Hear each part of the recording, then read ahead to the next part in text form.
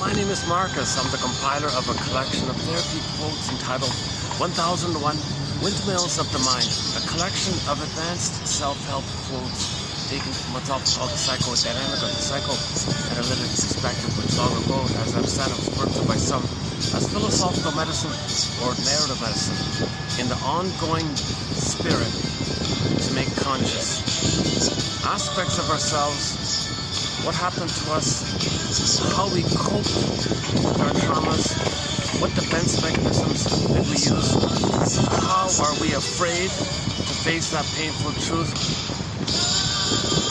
to turn this love around, okay, to move towards healing, and we do it by knowing ourselves, i.e. also known as raising consciousness.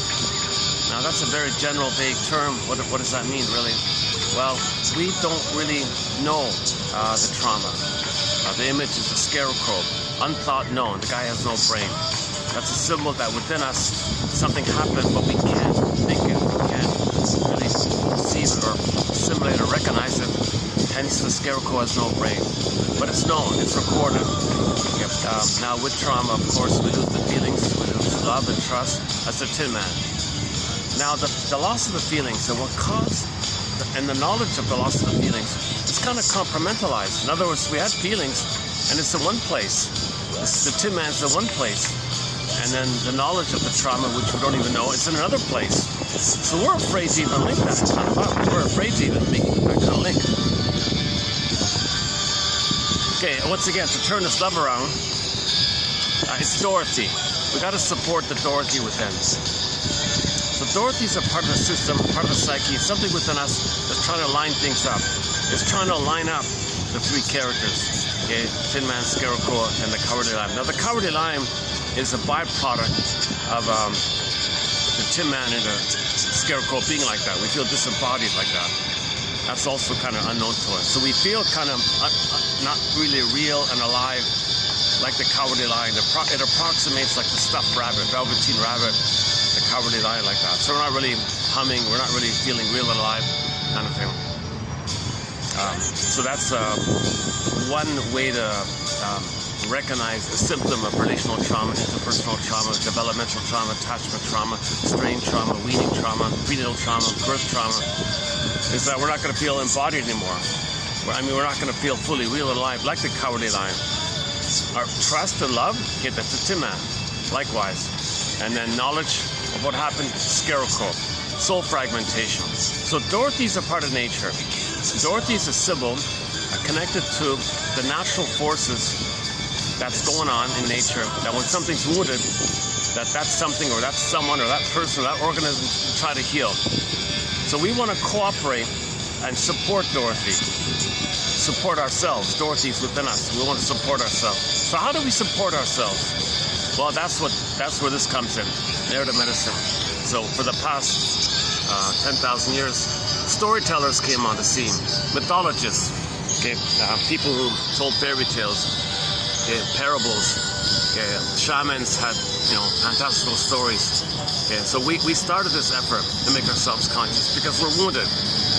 We became Homo Traumicus roughly 10,000 years ago, or if you go by the Star Trek episode entitled Requiem for Methuselah, we became Homo Traumicus roughly 6,000 years ago.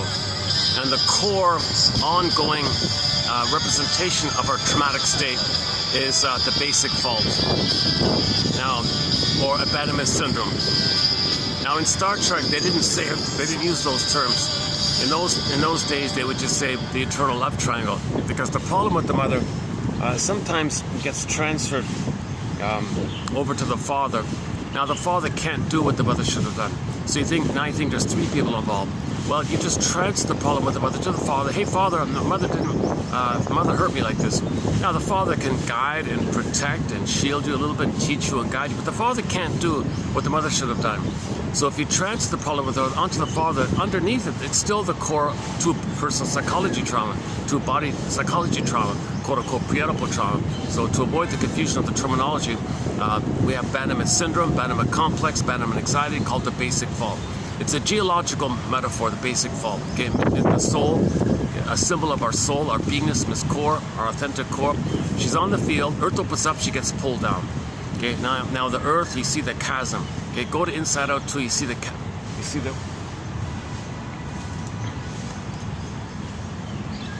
I guess I gotta put up with this. Not too much shade around here in the park here.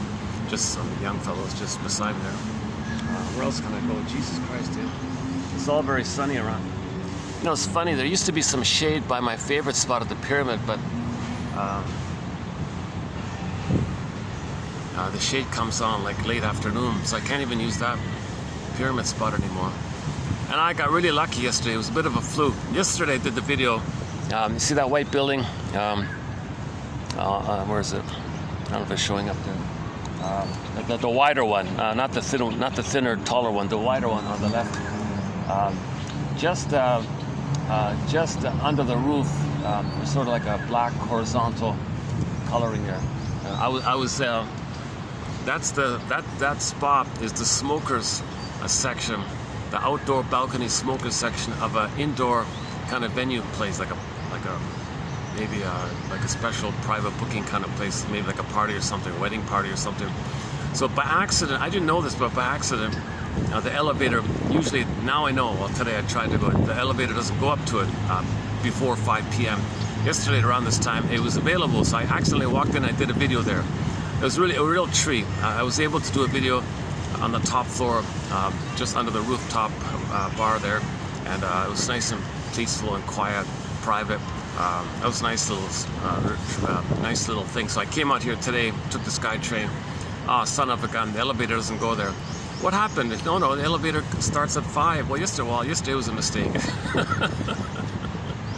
Somebody forgot to turn it off or something. I don't know. So what a pity, eh?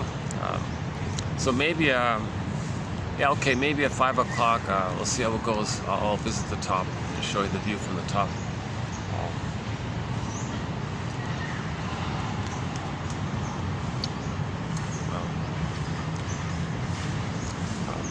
I might need to make a few adjustments as to, it depends on to what degree can this tree block the sun. Hold on a second. Let me make another adjustment here.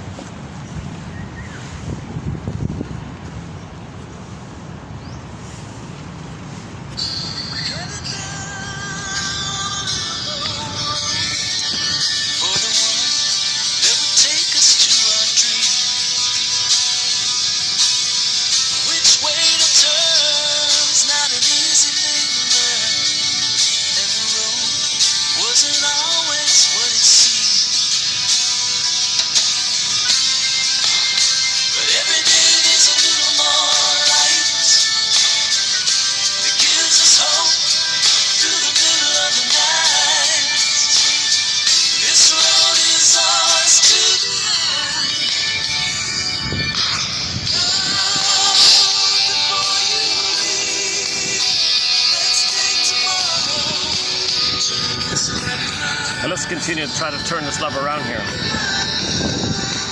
So it means let's build consciousness. So we're moving towards supporting Dorothy more. So do you want to support Dorothy or not? If you support Dorothy, you're healing. If you ignore the effort to support Dorothy by raising consciousness, then you're dealing with you know, the soul's being fragmented, and then Dorothy's within you is trying to heal. So if you don't support your own healing, then you stay frozen with an early trauma. That means you're going through life, just going through the motions of life. You're missing a lot. Yes, you can function in life. Yes, you can get 10 PhDs and 10 medals and 10 awards. But we live to the extent that we feel with the golden bulb. We live to the extent that we're connected with our sense of beingness, our ontological self, our sense of self, called embodiment, a home within quality. And this beingness, this authentic self beingness, allows you to feel, so your ethical and moral, empathy is going to be there. The ability to apologize, because you can make an I statement, you can articulate something you did that you feel badly about, and you can share specifically those things you did that you feel badly about, and then you can say you're sorry, you won't do it again, because you can articulate and identify you feel badly about something. So you have that kind of integrity to do all that. You can be honest and make an I statement because there's an I there. The beingness means you have an I there, and with the I, you can feel joy. I feel joy, right? Now, if there's no I there, how do you feel joy? Well, sadness will bring up the I. The mourning process will bring up the I. Out of the joy for which you seek is 100 tears away. So ultimately, what this is leading up to is making it safe, building your ego, building a nest, building a holding capacity, building a recognition capacity, building the seahorse, restoring the seahorse, giving yourself context, time, understanding. Okay? Because when you're traumatized, the amygdala is enlarged, EAS, according to a film called Bob and His Enlarged Amygdala. A very good kind of a satirical comedy called Bob and His Enlarged Amygdala. When there's too much trauma, the amygdala is enlarged and flared, it's overreactive, it's bubbling all the time. That amygdala doesn't know time, doesn't understand time, the trauma's in there, and the amygdala only cares about survival. The amygdala only has one question: is the person safe or not, kind of thing. It's not about love and things like that.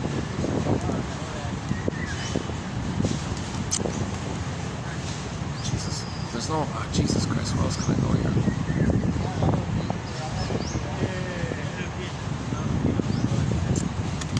It's not a big one. When I started, they weren't there, and then just 2 minutes into it, I noticed they're right behind me. Unless I can,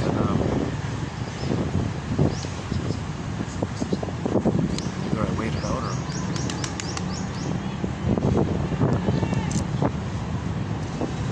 Okay, there's another. What about that spot there? But I don't want to disturb them as well, right?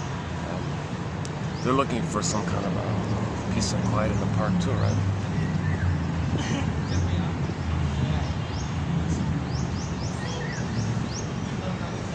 They might be like staff at the restaurants or something, taking a break or something. This might be their lunch break or something.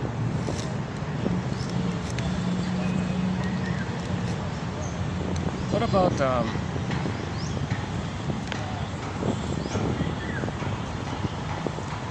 either I stay here, or let me just take a quick look at this other spot. What about this spot to the side there? I think I tried it once before, it didn't work out. Let's see.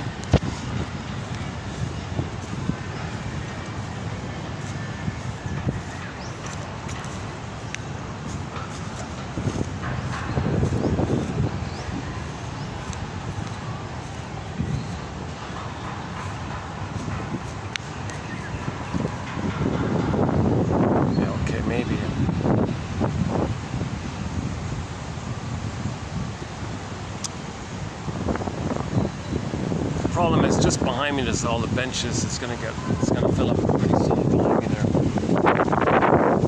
But, there's a group of young fellows. They're trying to sleep and all that. They're trying to take a nap or something.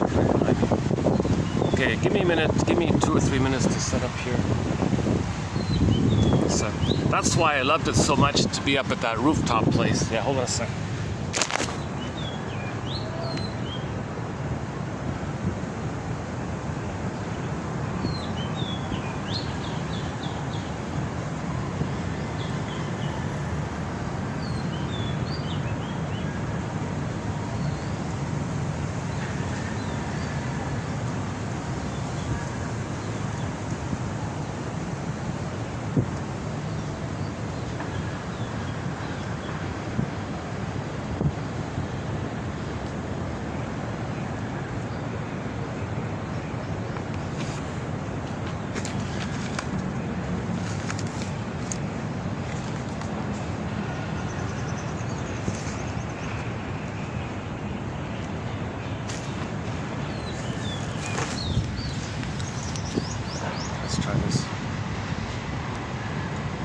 A worst case scenario, I can go into the mall nearby, and they've got a spot.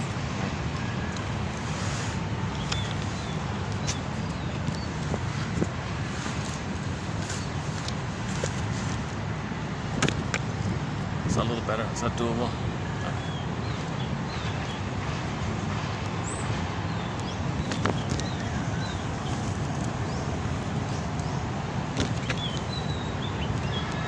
Well, all right, let's just.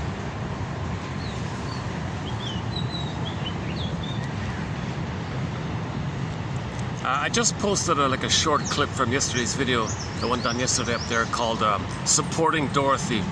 That was sort of the opening of yesterday's video. I was trying to make the point that Janoff makes the point about oh, hang on. Is it here?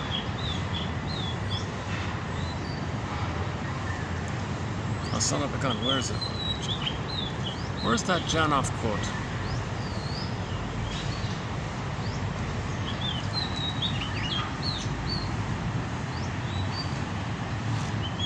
Yeah, oh, here it is. The second last one here.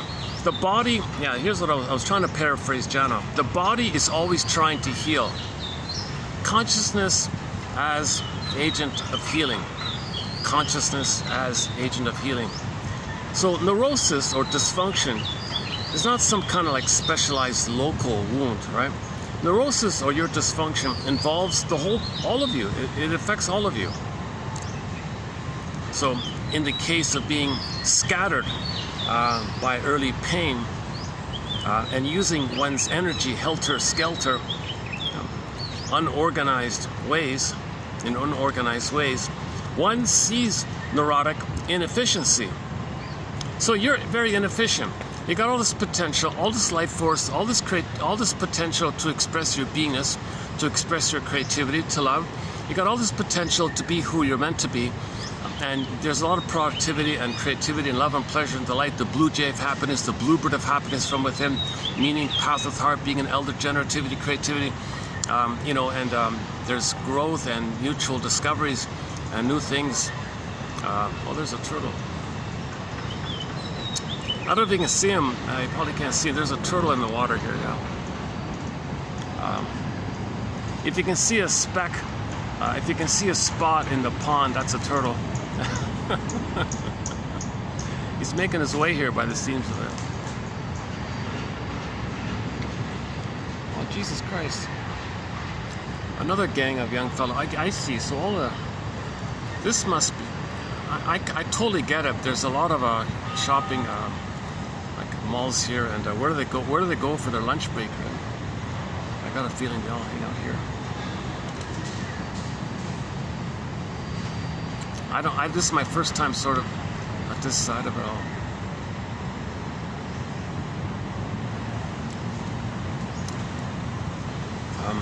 Okay, let me settle in here. Okay, back to Janoff. Yeah. Okay, so we're meant to go through developmental process. Our life force fills in our beingness. Now, when your life force is connected to your beingness, your wholeness and your completeness, then there's a natural. They keep saying there's what's your real self, your true self, your authentic self, your beingness. It's called the maiden king. If you have your beingness as your feminine element, then the king is the masculine. The masculine is code for doing, feminine for being. Made, and your doing comes from the being. So when you have your being, your doing from the being as ethical and moral and virtuous. Mothers know to love their babies when they have their feelings. People have empathy for others when they have their feelings. We recognize we're all one family when we have our feelings. That's normal state of affairs, right? We're all homo traumacus, one big family, earth family, human family. We're all traumatized, homo traumacus for the past 6,000 years, according to Star Trek. So so it's easy to solve our problem. Indigenous people say the only thing you really need to worry about are like externals, like hurricanes and weather kind of things. Everything else is in our domain kind of thing. So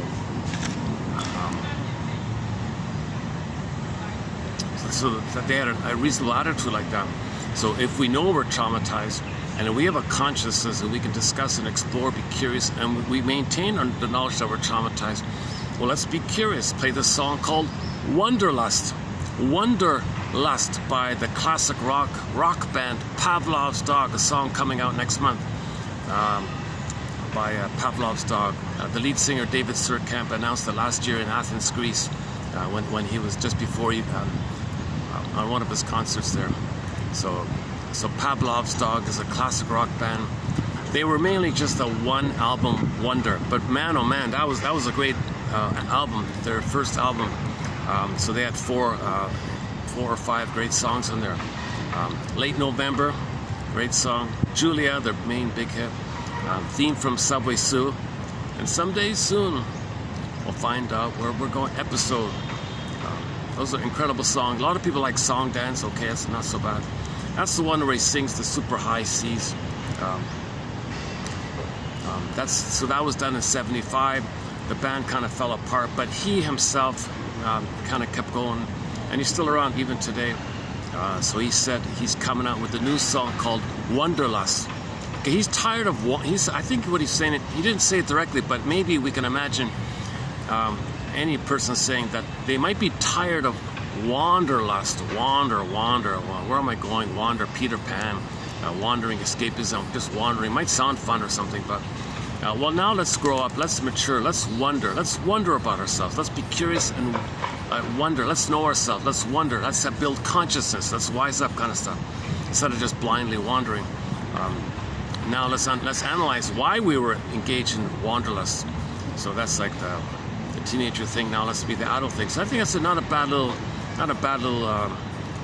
sign of our human healing, that we were kind of in wanderlust mode. Now we're in wanderlust mode, curiosity mode, learning mode. Although that's been around for 10,000 years, but nevertheless, it's nice to have a pop song by a major classic rock band specifically talk about know thyself. Yes, there's the song, logical song, Please Tell Me Who I Am, and there's a few other songs about wondering who I am. Son of a gun.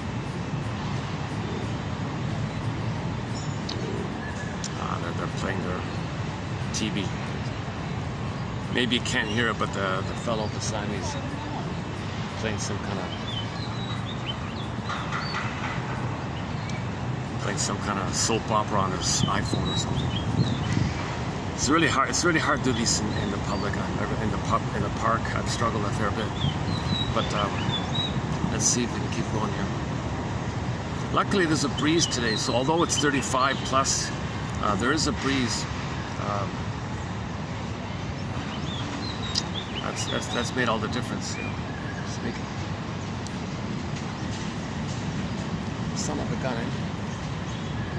I moved to not disturb them, and then they sit beside me, they disturb me. Jesus Christ.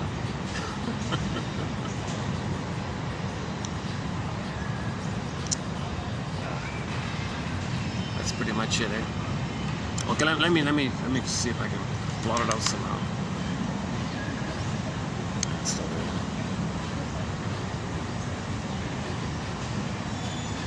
Actually, maybe it's from something else. Maybe it's not that. Where's that coming from? There's some kind of, somebody's TV's on or something. Okay, sorry. Depends on my mood. I can put up with things like that. Some days I'm a little irritable and I have to move around, kind of thing. My amygdala says, "Go, get out of here." Son of a gun. What is that?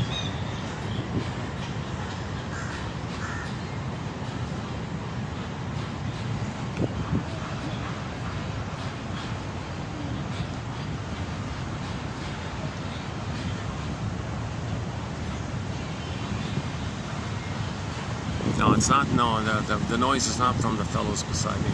It's something nearby, something else. Oh, can I please go up to that smoker's lounge up there? What a treat. It was quiet. It was kind of enclosed. It was all around kind of thing. I got a bit of a view, nice sofas. Son of a gun. I can see it. I can see it. It's with a little, well,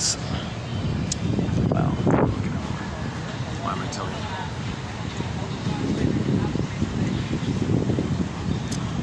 Oh, son of a gun.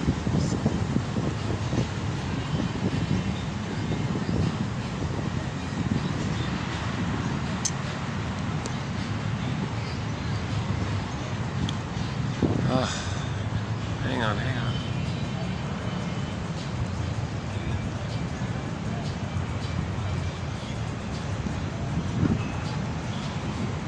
If I can just sort of get into a flow, I won't notice it kind of thing. Okay, let's try again. The body is always trying to heal. Consciousness as agent of healing. Okay, so neurosis involves it does involve the whole person. Your false beliefs, you know, your anger at the mother rebounds in on yourself. Now you're attacking yourself. Then you look for excuses to think someone else is you, so you can then think they're your mother. Then you express your anger at the other, the person you thought was you. Okay, due to the fusion, if you felt no good, mother was dangerous, so you find someone else you think is no good, then flip-flop, there's your mother who's dangerous, then your anger at the mother, you can direct at the person you just thought was you because of the fusion, self and other fusion. That's called, okay, that point was clarified in previous videos about the flip-flopping and the double-think, and the Faustian deal and the Faustian bargain, and the whole issue of that rebounding aggression bounces, your anger at the mother bounces in, okay, and then it goes out to the side, like prejudice. So you look for excuses to think that someone else is your mother. So who's the other? Well, find someone you think is your no good self, and there's your mother. That's the flipping thing, and then your anger goes out. So in the Twilight Zone called Howling Man, the Howling Man episode, they had that kind of a message that the Howling Man was a symbol. So he was Diablos, the guy with the horns. Okay? So originally the baby wants to live, right? The baby wants to reach out for his mother, L-I-V-E. Mother, I have a needs with you. Mother, I'm here. I need a secure attachment style. Please don't hurt me. Please be there for me. See me, soothe me, give me a rhythm of safety. Be connected with me, see me, and soothe me, and let me feel safe, and let me feel your presence. Let me understand myself. If you accept me, I can have esteem for myself. What do you think about me, mother? Then I can think about myself in that kind of way. Don't use me. You're gonna feed me, right? Not use me or exploit me. Can I trust you, mother? The baby reaches out for a secure attachment style. That's for his beingness. That's for his embodiment, right? Now, mother says no for old cunning tail. Let's say she says no for whatever reason. Okay, then his soul freezes up. The pin goes on the collar. Under the collar, the jargon is flat affect. Okay, flat affect. In ancient Greece, it was called athymolexia. No feelings for your words. In recent times, alexithymia, no words for your feelings. Okay, another version of this is one version of Snow White in the coffin is she's awake in the glass coffin. She can see through the glass, but can't feel through. So you recognize the world, but you don't really feel in the world. Okay, another version, or the common version, is that your beingness is personified as the feminine element. The feminine, the princess. So if the princess is like Rapunzel locked in a tower, okay, Maiden King morphs into a swan and flies away. Okay, Miss Cord gets pulled down. Okay, Echo turns to stone or a statue. Okay, Snow White is in a glass coffin as also. Okay, then your beingness is not there. So you don't have access to your beingness. Okay, and so you feel like an emptiness, the chasm. You feel sarcastic, sarcasm, Inside Out 2 reference, sarcasm. The pain, okay, there's a chasm there, the psychic pain. So you can't stand there, you can't be there because your soul got repressed or flew away, or it's repressed and flies away, disassociates away because it was buried too much. So it's in a survival brain like that. You don't have access to your being, it's missing. Okay, it goes to the other world, like down and then out, like it's not there, it's not present with you. Okay, that's psychic pain. Then you go in a swoon. The mercy is that you get endorphins called the swoon. So now you're in a trance. Now you're drunk or something, a little bit of slightly. You're in a mild dissociative state called sleepwalking through life, going through the motions in life. Life is passing me by. Something's missing. Okay, so yes, you function in life, but something's missing like that. And while you're in the trance, it's like a hypnosis. When there's trauma, you repeat. Every time you repeat, it's like the hypnosis watch. So as you're repeating, you're hypnotizing yourself, and you go through life just recreating, okay, in the present, some reenactment of the past, because the amygdala doesn't understand time. Oh, what's going on here?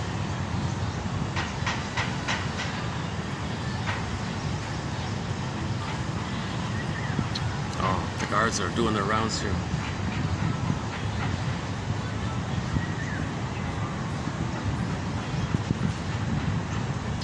Someone just took my the spot I left, so I can't go back. Oh man, what is this annoying? Oh, maybe it is the guy's iPhone. I'm not sure where this annoying soap opera sounds are coming from.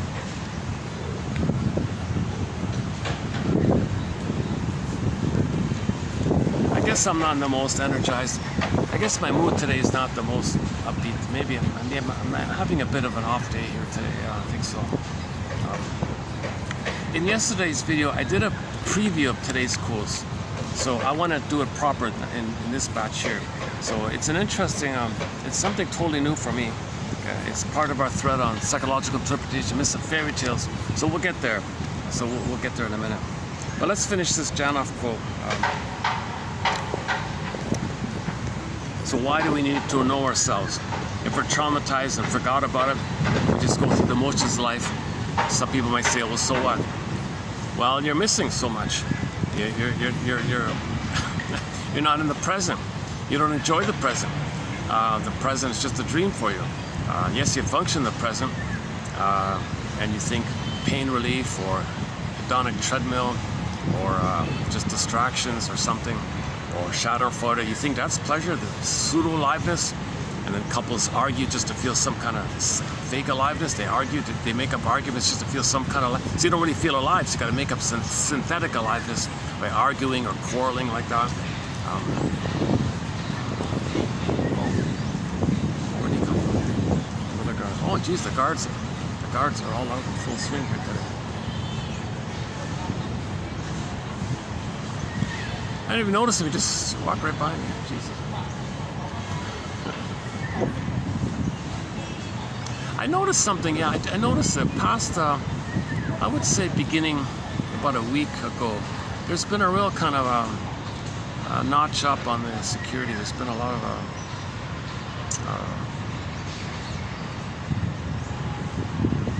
it's reflected in the local news, like a lot of kind of a gray area type of activities are being clamped down on. I notice, yeah.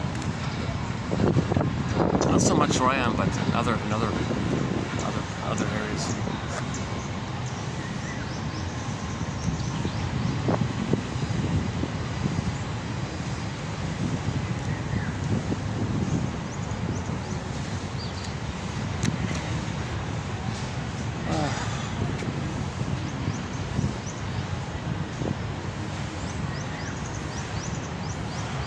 Oh, maybe he's smelling around. Oh, maybe he's walking around people to see if they smell the, you know what, right?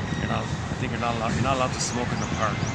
They had these blaring announcements, no smoking in the park. So they were, maybe that's what it was, I don't know.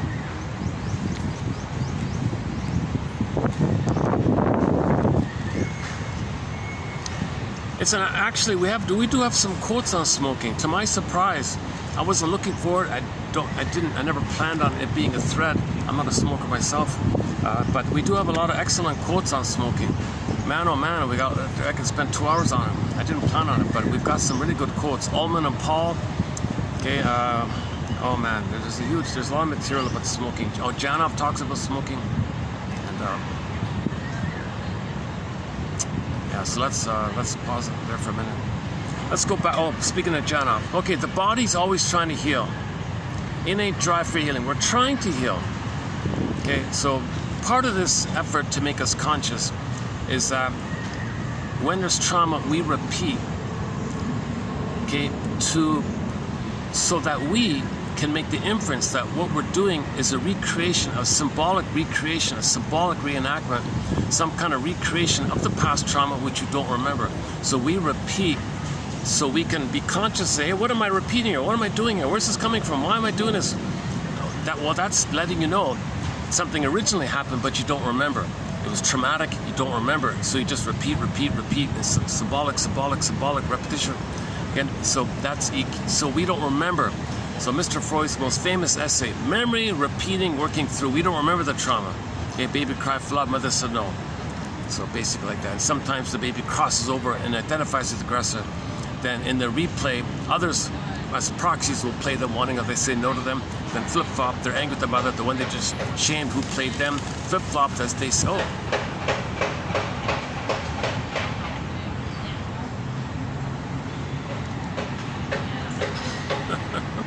All these birds just suddenly, they're the pigeons, yeah, all right.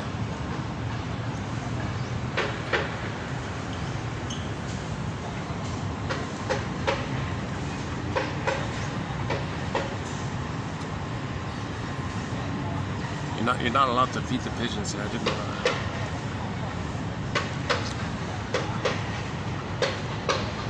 But the pigeons are approaching me. Hey, come on, you're one of the guys who used to feed us. How come you stopped feeding us? Sorry, pigeons. The guard said I can't feed you anymore.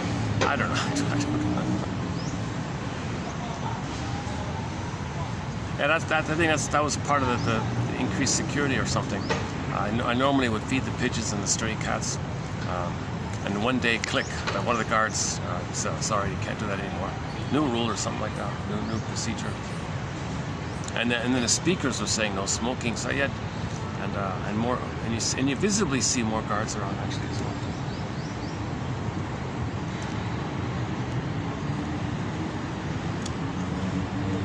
Okay, where are we here?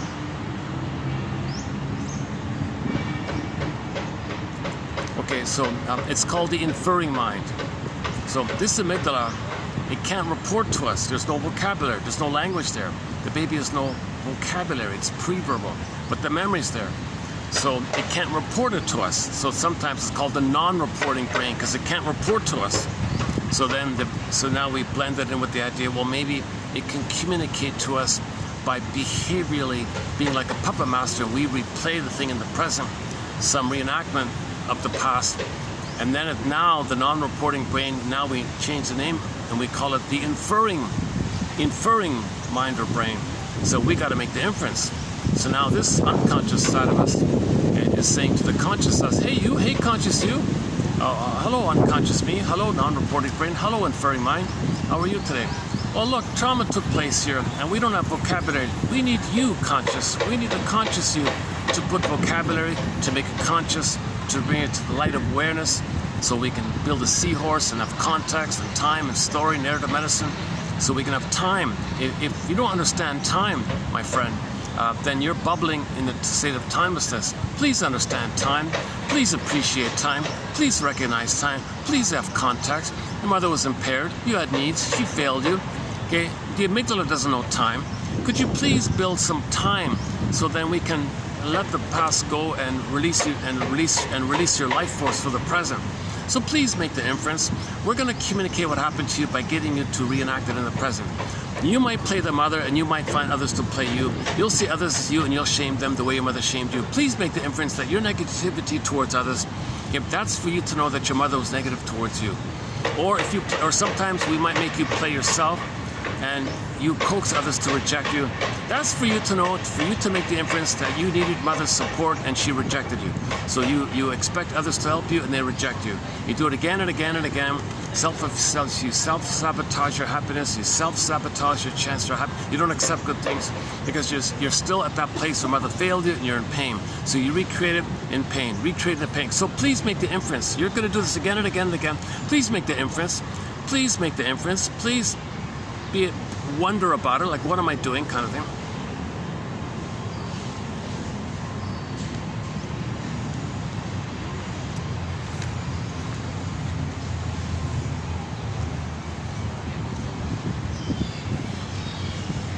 Well, it's getting hotter here, eh?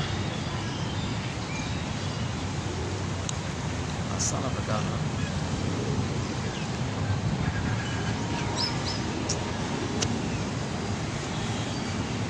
I might need to get some juice. I'm not really fully prepared this time around. I didn't get any juice.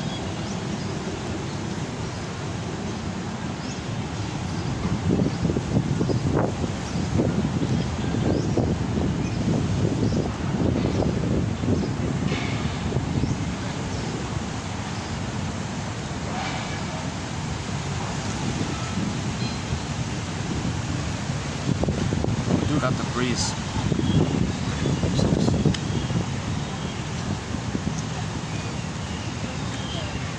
So once again, we need to be an existential detective, make the inferences, wonder what's going on. So you have a pattern, you're doing it again and again and again. Or try to guess it began in the past and catch yourself in an example of it. That builds time, that builds context, that builds memory.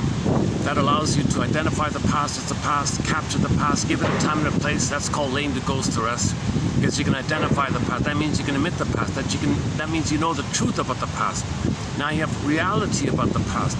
when you have reality, that's a key one here. When you have reality of the past, okay, then you can be in the present. If you don't have reality of the past, you can't be in the present. You're still stuck in the past until you get reality of the past. So what's the reality of the past? Okay, the reality of the past is, drum roll please, okay, the greatest, quote, the greatest hurt of all. My mother failed me. My mother didn't love me. She was impaired. She was like the wicked queen in Snow White, looking into her mirror, saying, who's all about? Mirror, mirror on the wall, who's the fairest, who's the center, who's all about? Okay, so she only cared about herself. She was egocentric about herself. She was waiting to be seen by her mother. She was waiting for her needs to be met by her mother. She didn't get it. She was frozen, flash frozen in a timeless state. And she's stuck there. She can't love because she has the beingness to love. So your mother didn't love you. If a mother can't love a baby, she doesn't have the beingness, and she's still waiting in the state of original infantile megalomania, where it's all about them. That's why she thinks it's all about them. Okay, yesterday's video at the rooftop at the smokers lounge, at the rooftop smokers lounge. Yesterday's video at 29.99. I recommend $29.99. That wasn't too bad. I was sweating up there. If you don't mind that, if you don't mind the optics, that wasn't too bad. Actually, a lot of the recent videos have been pretty good. Most of the videos for the past string of videos have been pretty solid, I thought. So I'm sort of I feel like I've done some of my better videos recently. So that point was covered in detail. Today's like I feel already it's gonna be it's not this won't be this unless something changes here. Where else can I go? Kinda son of a gun, eh?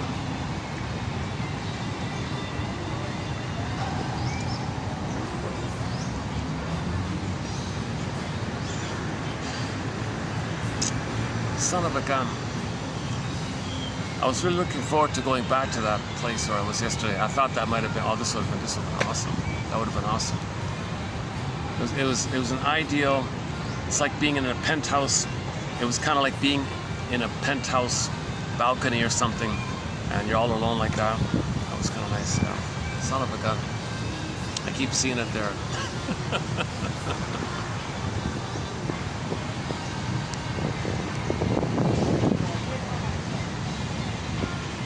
If all that noise is coming from his iPhone, he's got a powerful iPhone. I'm kind of distracted by this TV studio. Yeah, oh, it is him. Son of a gun. Why doesn't he sleep like the other guys? We're still there. We're still there.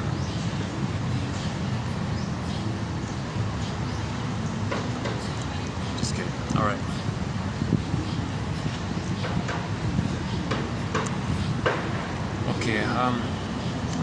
Okay, I probably should move that if this is going to be an ongoing thing. Okay, let me try the side. Let me try the side part. I mean the side of the building there.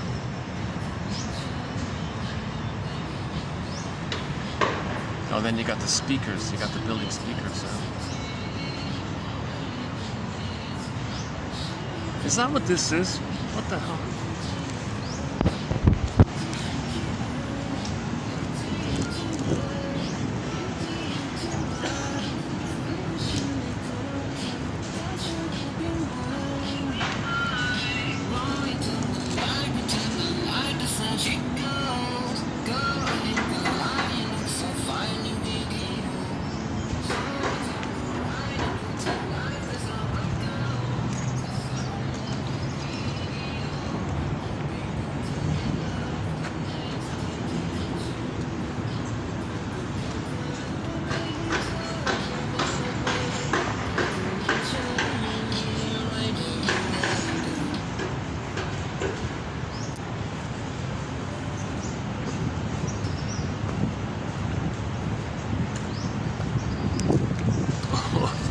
Luckily, another guy was annoyed by them, and when he passed by, the kids turned it off.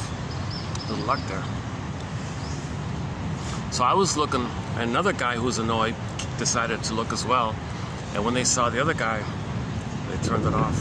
But maybe they'll put it back on. Let's see.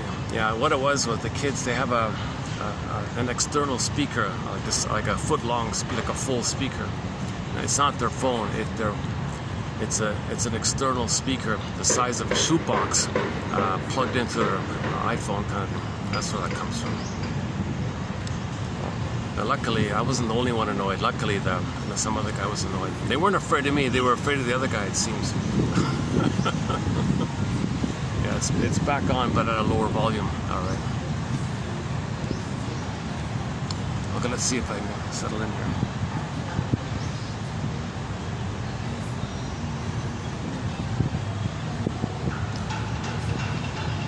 You know, it might be a gesture of importance. You know, I don't care about you. I can make the most noise. I'm the center. So the guy who makes the most noise, you know, like the machismo or the bully pattern or something, or the guy who stomps around or look at me.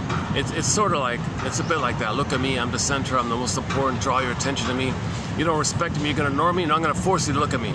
I want you to look at me. I want all the people to look at me. I'm important. I want to feel important. I make something happen. I create something. Even if you hate me, even if you're annoyed, but I made it happen. I got to feel important.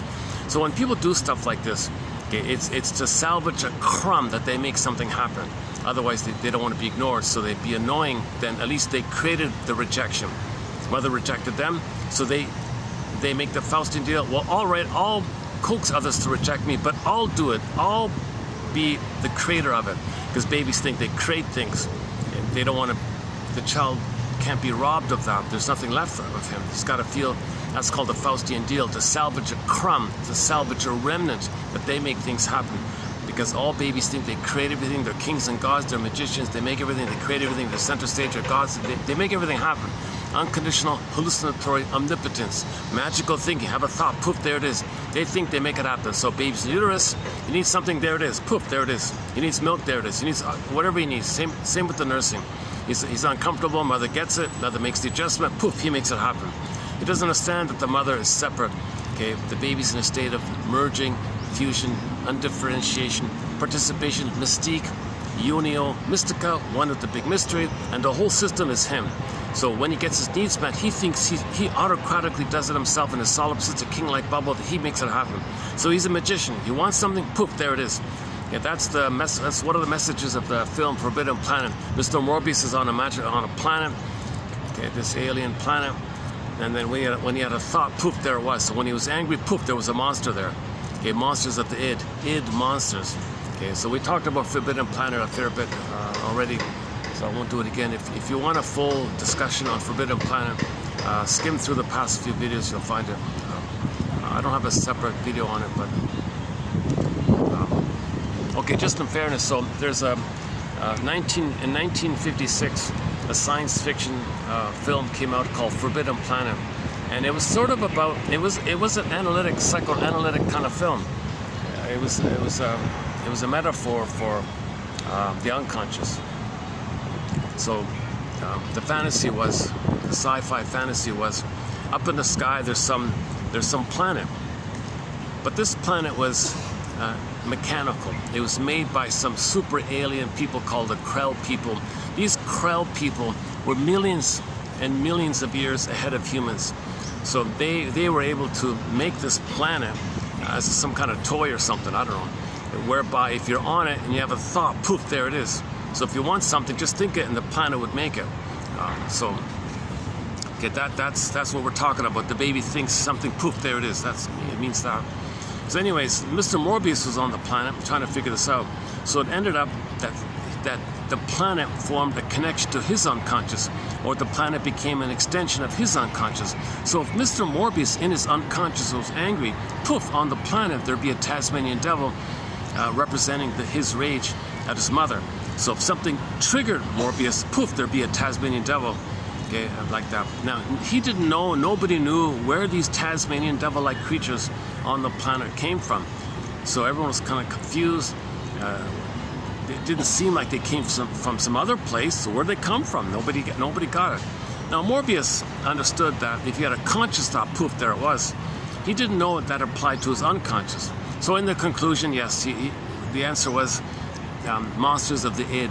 id monsters. So the Tasmanian devil is a picture or a symbol of your rage at your mother. So when he was triggered at that, you'd see it on there because the alien planet would make it materialize it as a metaphor that it's an image in the mind.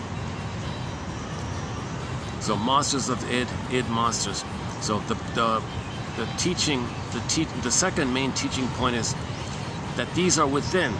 If your anger's within, and your anger makes a picture, and the picture's within. Okay? Now, the picture, if you take the picture of your anger, the guy with the horn, sea monster, cyclops, alien, strange monster, Tasmanian devil, whatever. If you take that picture, which is not even real, it's just a symbol of your anger sizzles up a picture, but it's in reference to the anger. Now, if you don't want to know that you're angry at your mother, you don't want to know, you don't want to believe that your mother hurt you and you're angry, or if you don't want to know the truth, if you can't handle the truth, famous clip there, Mr. Nicholson, right? Then what you might do is called projection. You might say, oh, they came from some other place. Now you describe someone else, someone external, as possessing those traits of that picture. You're doubly off. That's called projection. You don't want to know this within. You want to deny it within, it's projected. So they were trying to tell you, no, these monsters are from within. Monsters of the id, monsters of your unconscious. The sci-fi idea was to materialize it, to make it concrete so you can see it, to teach you. It's a teaching thing.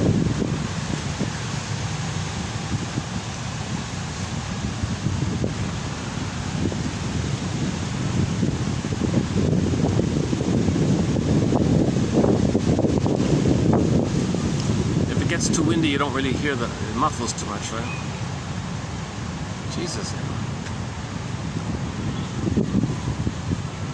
Okay, let's move over to the side part. Give me a good 5 minutes to go over to the edge over there. That way they can play their music, I guess. Well, those guys left. Oh, their break is over. Or maybe I can go. Oh, hang on, let's see. Let's see if I can salvage my old spot. Hold on a second.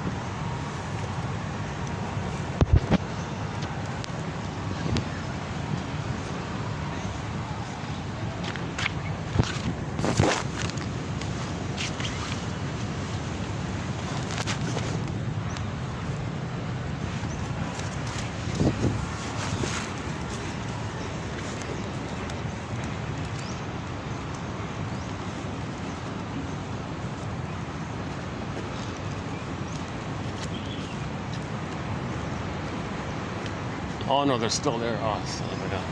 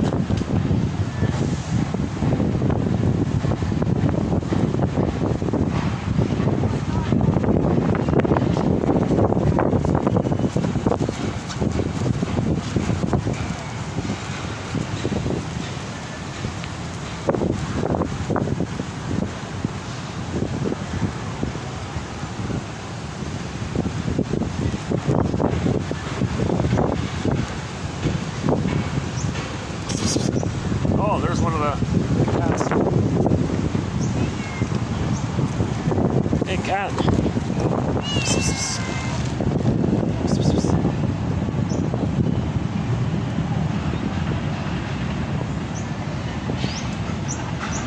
You want to say hello to?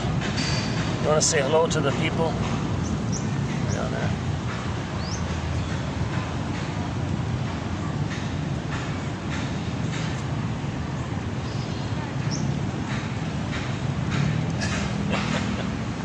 Are we getting him? I'm not sure if I'm getting him. Are we getting him in the camera here? I'm not sure.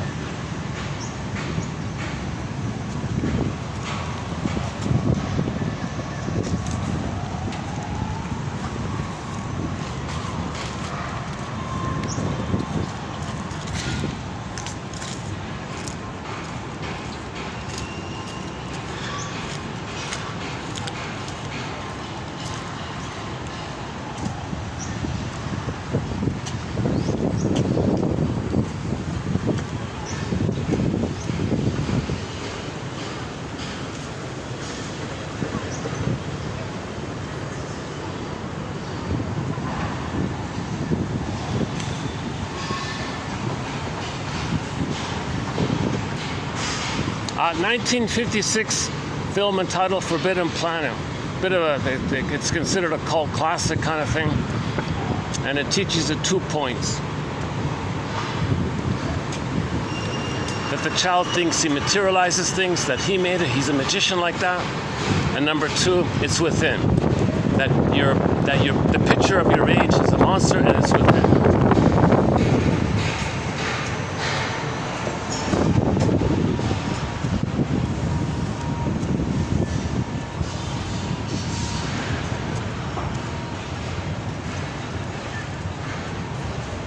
Just about I can't use that inside party. You gotta book this inside part. They won't let you use it. This is another special events thing.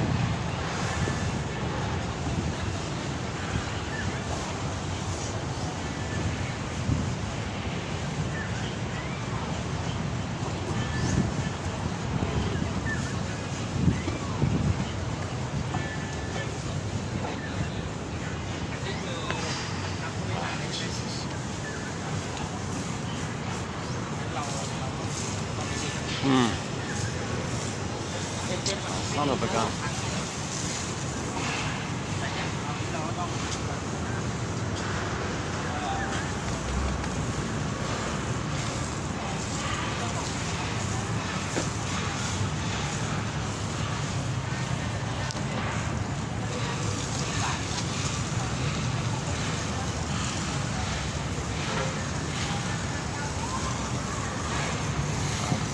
Is this gonna work here?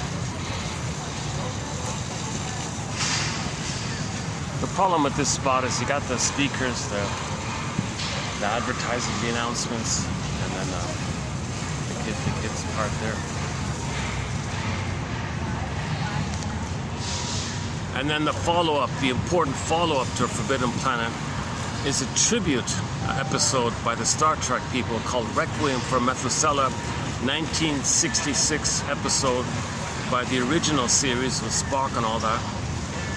And it's a tribute. They kind of did a tribute to Forbidden Planet. It's a great episode, Forbidden Planet. Forbidden Planet, they wrecked it with the annoying, they put some kind of like Ken doll, kind of a nasty, bitter, arrogant Ken doll kind of character, thinking he's handsome. He wanted to promote him for future videos. So they kind of wrecked it with this infantile captain like that, this 22-year-old captain or something, who's barking at people irrationally.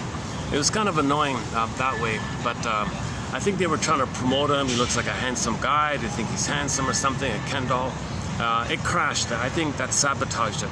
But if you could put that part aside and save the general message of the film, and don't be distracted by the annoying lead character, then you can save something with that film. Okay, so next, so 10 years later in '66, because of the message being so strong, the Star Trek people did a tribute to Forbidden Planet. So a similar idea, okay, so in the original you got the scientist on the planet trying to learn the language of the planet. He was a linguist guy trying to learn the language of the planet. That's code for trying to get familiar with your unconscious dream interpretation, making inferences, making interpretations, all that kind of curiosity kind of thing. Okay, looking for your patterns, past, present links, studying defense mechanisms. Okay, so that's the idea. So you're getting in touch with yourself, self-reflection, introspection, just so on. So in the Star Trek episode, similar pattern. There was a guy called the 6,000-year-old man on a planet. Okay, similar to Morbius on the alien planet. Here you have the 6,000-year-old man on some planet like that. Now, the 6,000-year-old man was a symbol for us, Homo traumacus, in our traumatized state, in our sad state of the loss of our soul, hence the requiem. The requiem is the music of the funeral music of the loss of your soul. So it's kind of like a funeral. Humanity's been in a version of a part funeral, because we're in a sad song about losing our soul for the past 6,000 years. Okay, that's the requiem idea. So Spock was playing the piano. Okay, well, he was playing the piano for another point, but anyways, the idea was the music. The title of the episode was clear enough. So here you got the 6,000-year-old man on this planet, and he represented famous people throughout human history. But he was a symbol. He wasn't real. He represented real people and imaginary people, mythological characters. So for example, he was Einstein once, and he was a famous scientist, or he was Mozart one time, whatever. He was all these various famous people, including fictional people like Methuselah, a symbol about timelessness. So Methuselah means timelessness, personification of a character representing timelessness. So we've been in this kind of timeless issue for the past 6,000 years. Okay, so what was the 6,000-year-old man doing? Okay, so he was using all of his knowledge for the past 6,000 years. He was using all of our accumulated knowledge to build a perfect woman. He was trying to build a robot, a woman robot, to be the perfect woman.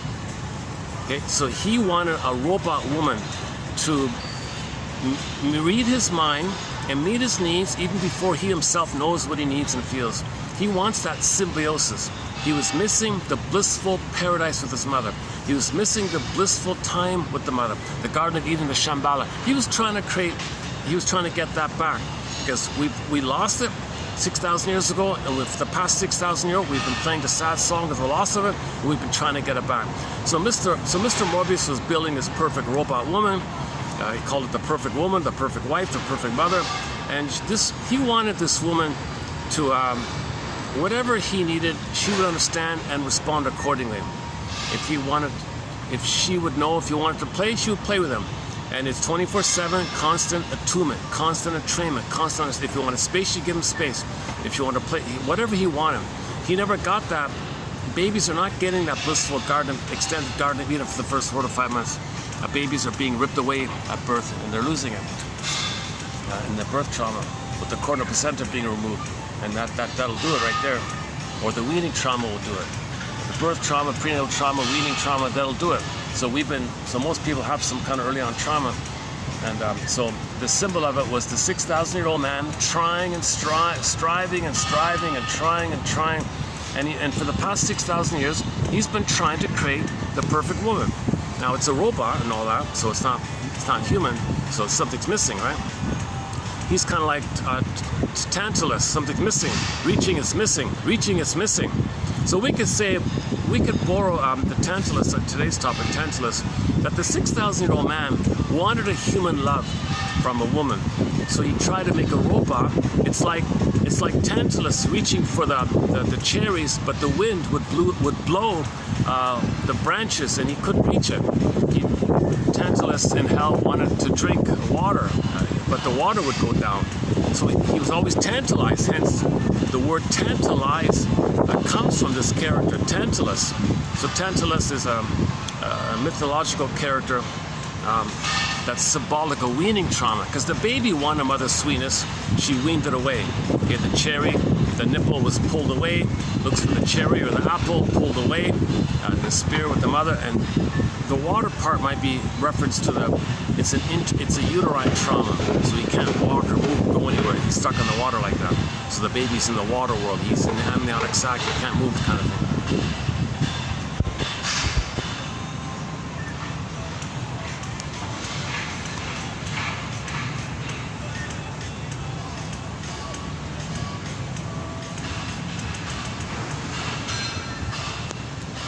Yeah, it does affect my videos. I notice if I'm dealing with the heat and little distractions, it does affect them. If I'm in a nice enclosed, cool room, or even a hot room, but if I'm like yesterday's one. You know, 2 years ago, I was able to use like a run-down meeting room that they weren't using. They allowed me to use it for a while, and for a short time, I had a nice room to myself. I could bring in the speaker, like those kids brought in the speaker, kind of like that, and I could play some songs and no interruptions, a nice room like that. And I did some of the best videos in those conditions. I got into a bit of a flow. I lost myself a little bit sometimes. So when things are too, I already have anxiety, plus to deal with heat and characters passing by. It sort of makes my videos a little too choppy. It's a work in progress. Luckily, sometimes I do a smooth video. Like in the show, the Newlywed Game. I think they ask 8 questions. I think 1 out of 8 might be funny. So hopefully 1 out of 8 videos are good. I just discovered the Newlywed Game. I think I saw it as a kid a couple of times. I don't remember too much. I just yesterday saw a couple of episodes of the Newlywed Game. Surprisingly, it's the one opportunity people can discuss sensitive topics about their marriage and things like that. And the host has to be skillful to make jokes around things or to dodge things or something. So we might have some quotes from that game show, the Newlywed Game show. I have one already in today's batch. Okay, back to the Star Trek episode. So the 6,000-year-old man was trying to perfect this woman. Pretty lady, looked very pretty, looked very elegant, very she's like the model, beautiful, motherly, beautiful, attractive. He was trying to create the perfect woman, I don't know, something like that. And he was in process of it. So this robot would dance with him and play with him, but there was no real feeling, so he was missing something. Like Tantalus, reaching for and missing it. Tantalized, reaching, so he was always tantalized. So the 6,000-year-old man, so we could say we humans, we have been in a kind of Tantalus-like situation. Someone actually thinks we are in a Tantalus society. We're never satisfied, we reach, we're not satisfied. We reach for the sweetness, we can't get it. We get symbols of mother, it's not the real thing. We search for ice cream, that's tantalized. That's not mother's sweetness in the past. Okay, the smoking one, that's not mother's nipple in the past. Right? Or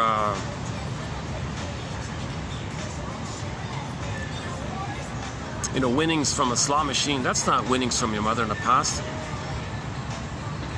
Things you buy in the store, that's not quote-unquote mother on top in the store. That's not mother in the past that you needed. So we're always tantalized. So you buy stuff, it's symbol of mother, it's never mother, you're tantalized. So maybe we can say we're dissatisfied and constantly tantalized and never satisfied. Homo constantly tantalized and never satisfied, or something like that. That might be the message of the Tantalus myth kind of thing. So that's Tantalus myth is sort of synonymous with the Star Trek episode. So back to the Star Trek episode. So here you have the 6,000-year-old man trying to perfect this woman like that, and then Kirk comes, the Kirk guy lands on the planet. Play this song, Just One Look. That's all it took. Oh, just one look. So Kirk sees the robot woman, an instant flash. Okay, he's in a symbiotic oneness with her. He wants her. She's mine. Mother, mine. Blissful oneness, symbiotic merging, oneness, mine. He wants her. The 6,000-year-old man says, what are you talking about? I've been working on her for 6,000 years. I don't care, she's mine. Well, they're the same character. So the son, it's the same thing. So the background comma was the eternal love triangle. Okay, now we can update that. It's the eternal abandonment syndrome, abandonment complex, okay, abandonment neurosis, basic fault syndrome, okay, this core emptiness of not getting mother's symbiotic time, again, attachment trauma, relational trauma, interpersonal trauma, developmental trauma, strain trauma, ambient trauma, okay, whatever you want to call it, pre-Oedipal trauma, two psychology trauma, two body trauma, mother-baby trauma. This core time where the baby and the mother are meant to be one, and it's missing. That oneness is missing. So the 6,000-year-old man was trying to recreate the oneness. Kirk saw her, oh, there's my oneness. And the two guys were fighting. They were literally fist fighting over the robot woman. And they were very embarrassed about it. Gee, we made real fools of ourselves. Well, that's the eternal triangle. We've been stuck like this for 6,000 years. Babies are ripped away from the mother, and they've been trying to get it back for the past 6,000 years. So why are babies being ripped away from their mothers? It's a confusion. It's a panic. We mismanaged our discoveries and entered into the hedonic treadmill to go from village to pillage. Why do you pillage? Well, traumatize the babies, and in their traumatized state, they'll treat the planet the way they were treated. Okay. And then So now we're wrapping this up to tricks. Now we're self-devouring. Yesterday's quote, self-devouring society. So now we're in this insatiable greed, and now we're constantly repeating, looking for a symbol of mother.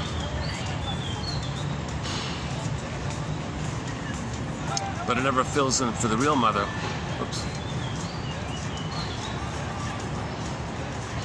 Yeah, I'm not really calm today. I'm a little edgy today for some reason.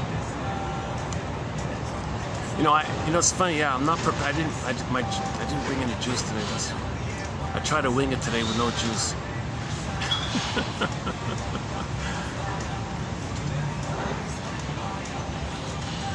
I had so much confidence yesterday. I thought, I'll be fine. I'll just keep going. Oh, breeze. Oh, can I pause for a minute here to enjoy this breeze here? Oh my goodness. Maybe let me just play a song for 2 minutes. Let me just take a break for 2 minutes. Yeah. So hang in there. We'll continue in 2 or 3 minutes. Let's put up a song. Let's pull up a song.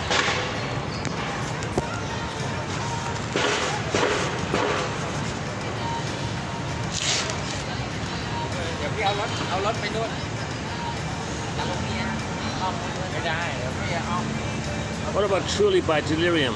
Okay, here's Delirium.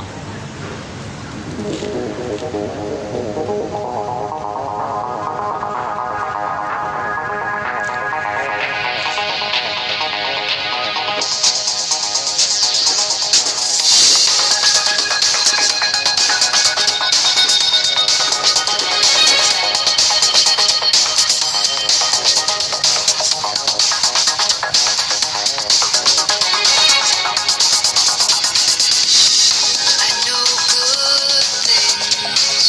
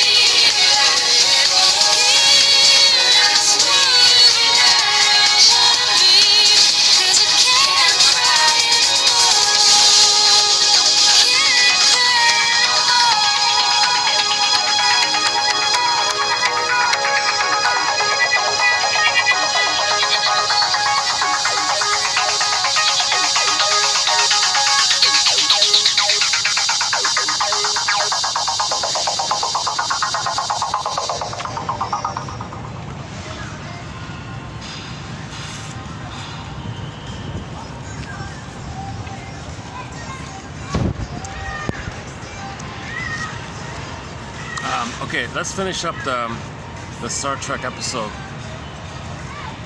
Okay, so another in terms of, oh yeah, that was sort of the added element, that point there, that Kirk and the 6,000-year-old man were fighting over the robot woman because she was a symbol of the perfect missing mother. We never got it, we're looking for it, and we've been doing this for 6,000 years.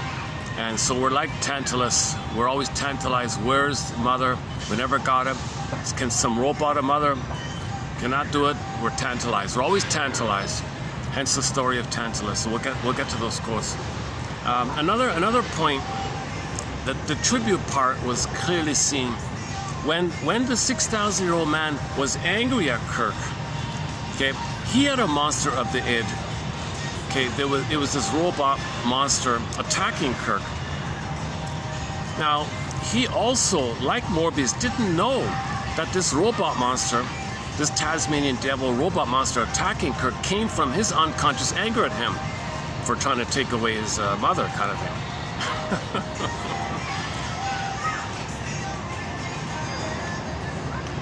So that was the tribute part of it.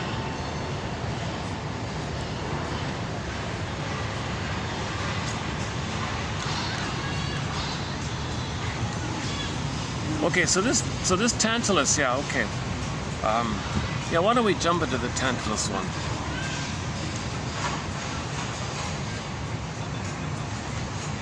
So, due to trauma, there's something in our psyche that's constantly pecking at us, like annoying us. Okay, that's the symbol of the vultures pecking at the guy at the rock or something, again and again, because something's pecking at us, something's bugging us all the time. Okay, number two, there's a guy on a wheel or something. The Axion character, he's on one of those, like a water wheel. He's going around and around, suffering like that. So we're kind of suffering around and around, like a timeless thing like that. Sisyphus, you know, he's got this hard task to do something and doesn't work. And there are a few other kind of suffering kind of images in the Greek myths. So this is all symbolic that we're suffering inside. Psychic pain, timeless psychic pain. This timeless psychic pain can take different forms. Okay, the wheel one, okay, being pecked out one, the labor one, or now we got the Tantalus one. So the Tantalus guy, okay, he's facing shame. So hell is a metaphor for shame. Shame is a burning, biting feeling. So he's in the underworld shame. Now in the shame, there's a reference to the time before the baby can walk or crawl. So in the uterus, he's in the water world. So he's in the water like that. The water's up to his chin kind of thing. But he's never satisfied. He can't move forward, so he can't develop, so he can't drink the water to move forward. The water recedes like that. Okay, the nipple, the apple, or the cherry, okay, the mother prematurely weaned him. The mother said, no, I'm not gonna, the mother, for whatever reason, is not feeding the baby properly. Oh, cunning tale, she's resentful, mirror, mirror on the wall, wants to hurt the baby because she doesn't remember that she was hurt, or she's trying to remember that she's hurt. In an attempt for her to remember that she was hurt, she hurts the baby in an attempt to remember that she was hurt, but since she doesn't remember, she recreates it in an attempt to remember. Oh, cunning tale. Yeah, and she's trapped in a mirror, or she wants the child to comfort her, so the child's needs not being met. Whatever oh, cunning tale is going on, baby's needs are not being met. Now the baby needs a blissful oneness. The baby needs a paradise with the mother. The mother withdraws the paradise. If the mother withdraws the paradise, that's a weaning trauma. The baby's not ready for that. The baby's ego can't handle it. Back to 2797, the 8th one down, the key quote here. 2997.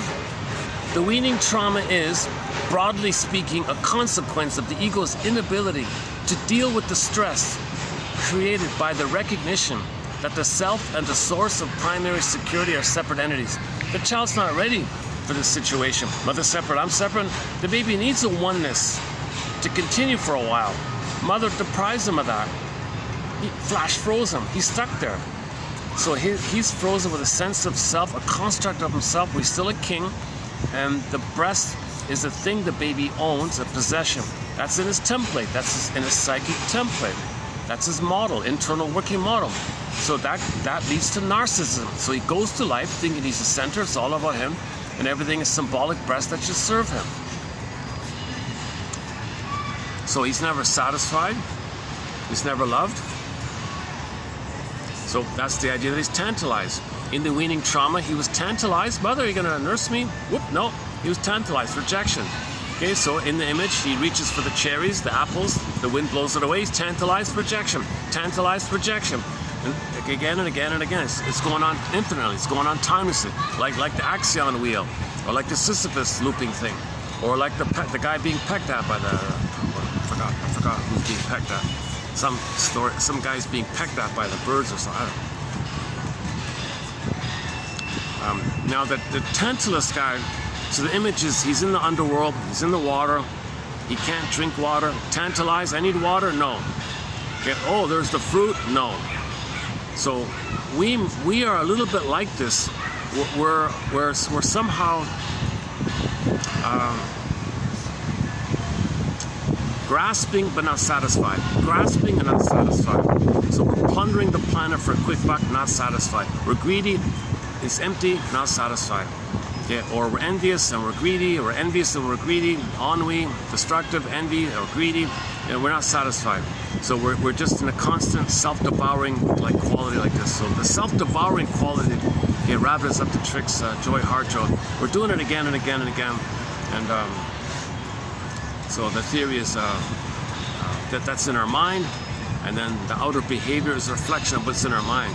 So you want to heal. If we want to heal our outer behavior, okay, we gotta study what's in our mind. Okay, Michael Jackson, you want to heal the outer, fix the man in the mirror, heal within, because your behavior on the outer is a reflection, is a communication, as above, so below. Your sociological behavior is a reflection of our inner state. If our inner state is mother traumatized us, and we're grasping for her, and she rejected us, and we're grasping, and she rejected, and grasping, she rejected, and this is going on, that leads to the self-devouring society phenomenon. The guy's book, Mr. Jappe, the guy from France. We did his quotes yesterday a little bit. I'm not too much into his book, but just the psychological side of his book I was interested in, and not so much other stuff.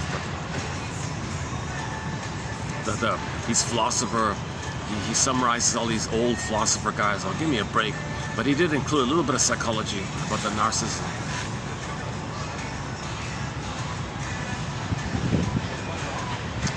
So the way out of this greed, the way out of this is you gotta understand your mother, forgive your mother, get the story, build a seahorse, have time and context. Your life force can be in the present, you can live in love in the present, you're reasonable in the present, you know, and you're satisfied with it. Okay, that means you accept goodness, you accept love, you don't reject it because you're not angry at the mother. You see, people reject goodness because to accept goodness means you gotta let go of your anger at the mother. But you feel like you're betraying yourself if you let go of your anger. That means she didn't hurt you. So you hold on to the anger at the mother. So you can't accept goodness because that would mean letting go of the anger at the mother.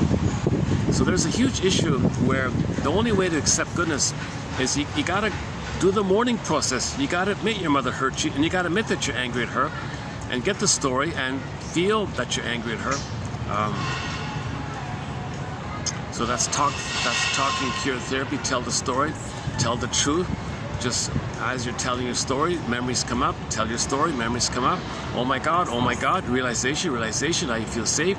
Grief is healed when it's witnessed by caring other, because in the present, it helps you to know the past when you're recreating the present. And he's the caring witness, corrective emotional experience. Now you feel safe to bring it up, safe to bring it up, safe to bring it up. Now it gets to a place where nature does the rest. Okay, the natural healing spirit is called the phoenix or the firebird. That's the feelings come back to you. The firebird, the feelings come back. The Venus comes back, and you're good to go after that. You're healed after you do the mourning. You can't bypass that. Yeah, all of the joy for which you pray is 100 tears away. First the sadness, then the joy. Yeah, that's the message of the Inside Out film. Inside Out films. Pete Docter is a soul doctor. Yeah, so he's telling you that. First sadness comes to the console, then joy can come. You can't have joy there without the sadness. That was the message. Joy stepped aside. Sadness, you gotta run the console. Let me step. You run the console. Then joy comes back. Sadness first, then the joy. Kind of. So that's called mourning and grieving. You got to tell your story, you know, so on and so on. But the key part of the story is seeing your parents as people who are impaired. They're wounded. They're trapped in the mirror. They're busy looking in the mirror in the state of narcissism. It's all about them. They can't love if it's all about them. So they're wounded. The parents are wounded. So that's part of the story. What can also help you realize and face the truth that they're narcissistic? Well, look at their humor. Is it negative humor? Is most of their humor cynical, sarcastic, sardonic, bitter, schadenfreude humor? Did you see your parents being like playful and joyful together? You know, or did you see them always in a kind of a some kind of battle somehow, where they're both passive progressive towards each other, they're both cynical all the times towards each other, and they have this pseudo aliveness where they're fighting all the time. Now they're addicted to this because it's a distraction, because they can't feel, they can't bring their beingness to the table. He can't bring his eye, she can't bring the eye, so they fight as a distraction around it. Because normally you want to feel, but if you can't feel, well then they'd rather fight if they can't feel. So are the parents like that? That's a clue. That might be a clue. Okay, and there's a body material around. It's called one guy calls it the balcony exercise. Go on the balcony, see your parents on stage, and then be a shrink and analyze your parents as people, not as parents to you, but as your father being like a man relating to a woman, and your mother's a woman relating to a man. Don't see them as mother and father, see them as man and woman, and step back, meta view, bird's eye view, and analyze them as two wounded adults, two crying babies trying to get love from each other. They're fighting with each other. He's Talionic to her, and she's Talionic to him, and he transfers mother onto her, and she transfers mother or father onto him, or vice versa. Or she might transfer father on, he might transfer his father onto her and fight with, you know, and that could be later for the mother underneath. So you can see the struggle like that. Okay.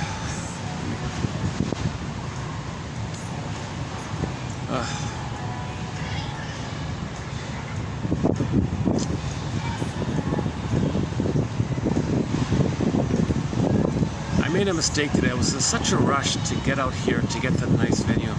I didn't prepare really. I thought I could get here and prepare, but then it was closed. Son of a gun.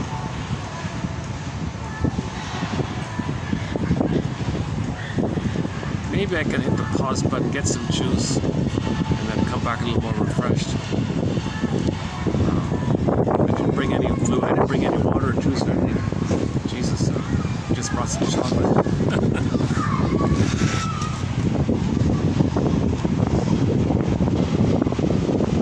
Should I do that? Let's see, what time is it?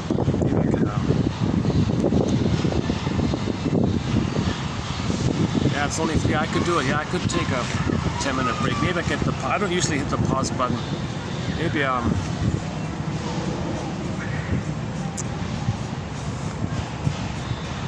maybe I can ask the guard to watch my stuff.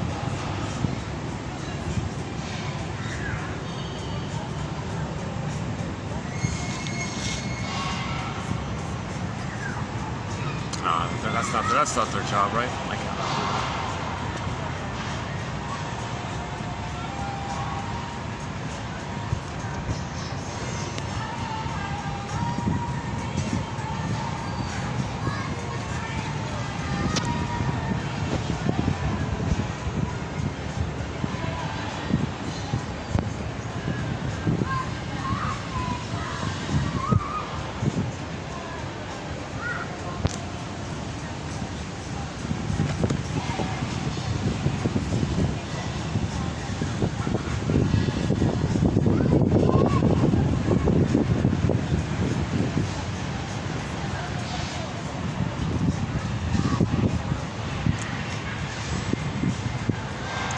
Yeah, okay, let's do that. Let me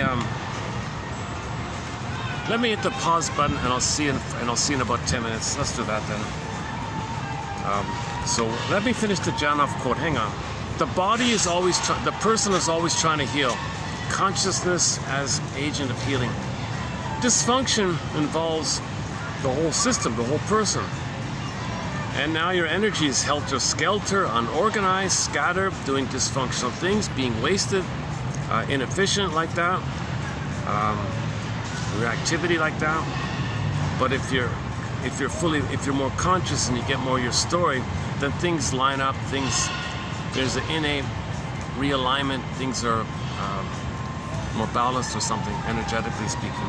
So consciousness leads to that. Oh, here's the newlywed game. Ladies, if you and your husband only spoke body language on your very first date today, what would you say your body spent most of the day saying to his body? Again, I include this because it is a bit of an unconscious thing. Like, it's non-verbal, it's in your body. What was your body saying? It's kind of like, what were you unconsciously sensing? Like unconsciously, that's in the body. So I include it for that.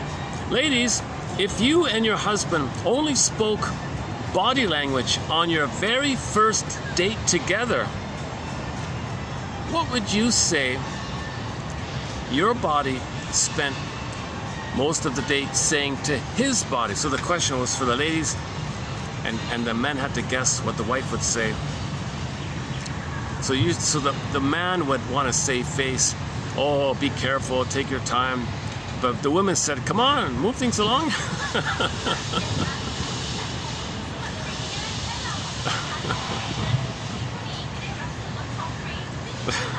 It was a funny little moment there.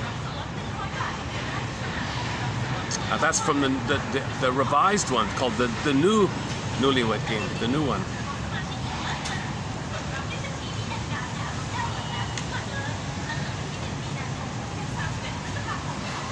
You know, some of these characters, of course there's pressure. You can't think clearly under pressure. People make mistakes. People are making a lot of mistakes.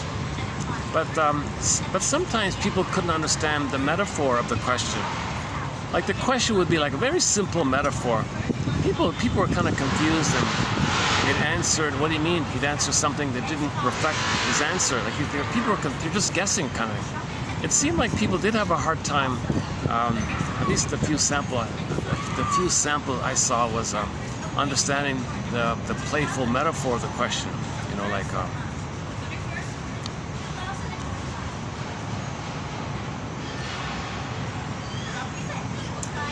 Well, if you watch the show, you'll know what I mean. It's a very intimate kind of a show. They talk about people's love life openly like that.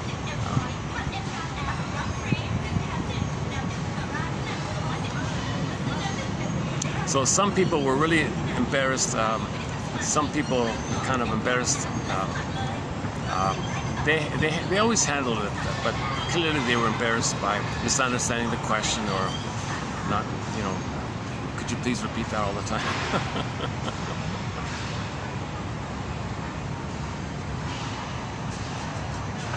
It's an awkward show. There's a lot of embarrassing moments, a lot of blooper moments, a lot of very intimate, kind of openly personal questions.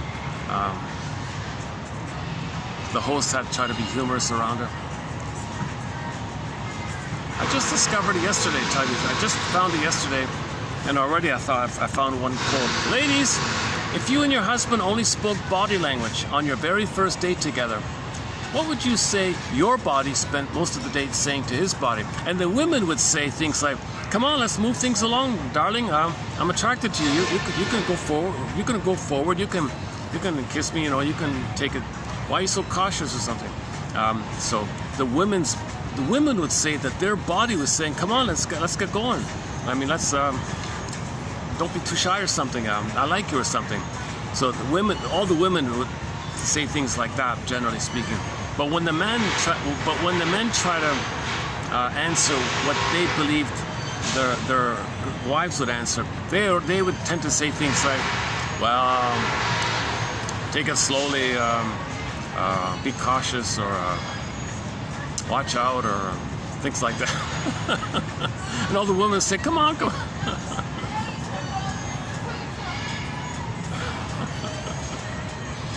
And there's a bit of a double bind with some of these questions, because if a person does want to win their points, they got to answer honestly it might be an embarrassing thing. So some guys would try to save face, and they would lie to save face, but they lose the point like that. But the wife didn't mind, or the fellow didn't mind, or one of them didn't mind, so there's that kind of crossover like that. It's a little chaotic sometimes. At least that game show, that's the first game show I can think of. That's the only game that has some kind of maybe usefulness, because it's addressing sensitive topics that people don't address, and then maybe you're not alone. And out of the 8, I think there were 8 questions. I think one out of 8 of the questions, I think the viewer can maybe relate to for themselves. So I thought maybe there's a little bit helpful like that. Okay, when we come back, we'll discuss the story of Tantalus. Stay tuned. I'll see you in a few minutes. Hang in there. Okay, I'm back. So I just wanted to buy some juice inside. So let's continue with the topic of the Greek myth called Tantalus. The narcissist can never be truly satisfied. Yeah, so think about that, right? Bitter, sarcastic, greedy, they're wealthy, filled with envy and ennui, they're never satisfied. Okay. He lives in a world of projections and fantasies where, like Tantalus, he fails to really touch others. There's no touching, right? Tantalus reaches for the apple, it goes away, he can't touch it. He can't get the water, he can't get the apple. He's sort of tantalized but can't. He can see it but can't touch it. Maybe it's like the window shopping thing. You see the goods but you can't. Something like that. He may experience this as a form of superiority born of detachment. Who needs them anyways? I'm superior. They're all no good, sour grapes. As a series of situations where he takes more than he gives. So they're greedy, so they're more dedicated in their aggression to grab, so they're proud about that. Oh, I got more than that. I don't give, I only take. Maybe they're greedy, maybe they're proud of that. However, the sensation of emptiness, which is one of the main manifestations of narcissism, and one of the few moments when the narcissist can suffer from his condition, proves to be the ultimate failure of this strategy. So think about somebody who's a narcissist that you know, and they have everything. Would you want to be them? Or no, that's not fair. Let's say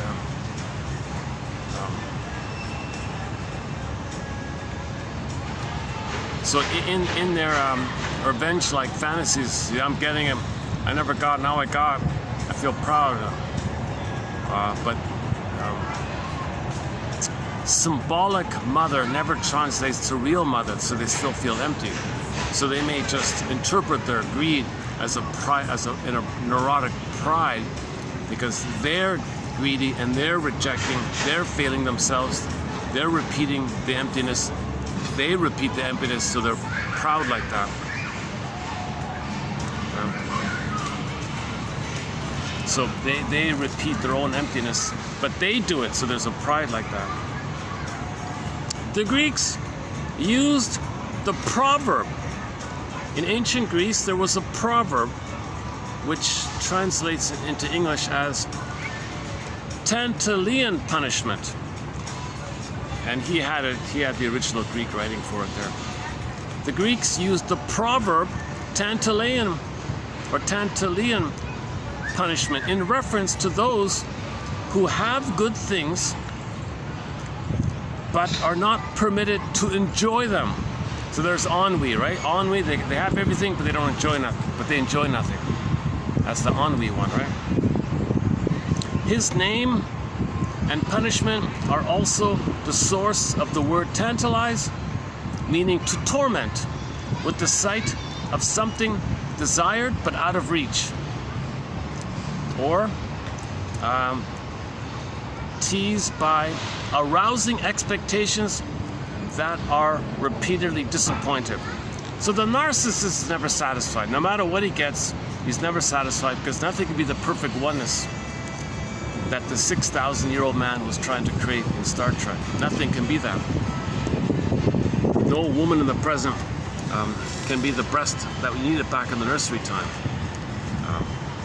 Now, for a minute, you might feel a blissful fantasy, a little bit short for a moment kind of thing, but you'll always be disappointed.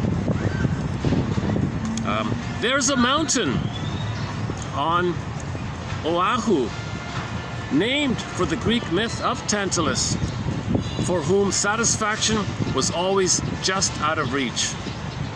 Play the song Constant Tourist, look but don't touch, always out of reach. I feel like a constant tourist, I can't reach you. So she feels like she can't connect with him, and he rebuffs her, and she's trying to reach to him. So she's like Tantalus, he's like Tantalus, because he doesn't accept her love, he can't get her love. Constant tourist, I always feel like a constant tourist.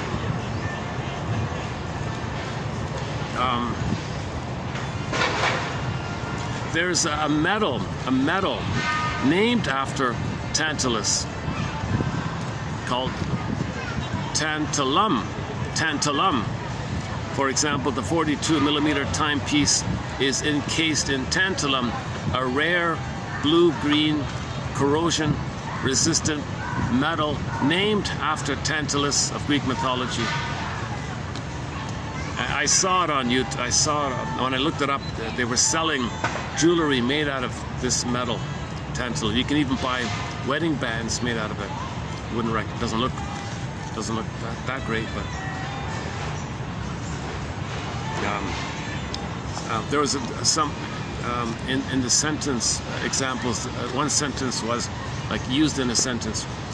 Debt hangs over many consumers like the stone of Tantalus, causing this continual angst. Oh yeah, so in the Tantalus myth, he's in the water up to his chin. He can't drink water. The fruit is just above his head, but when he reaches for it, it goes away.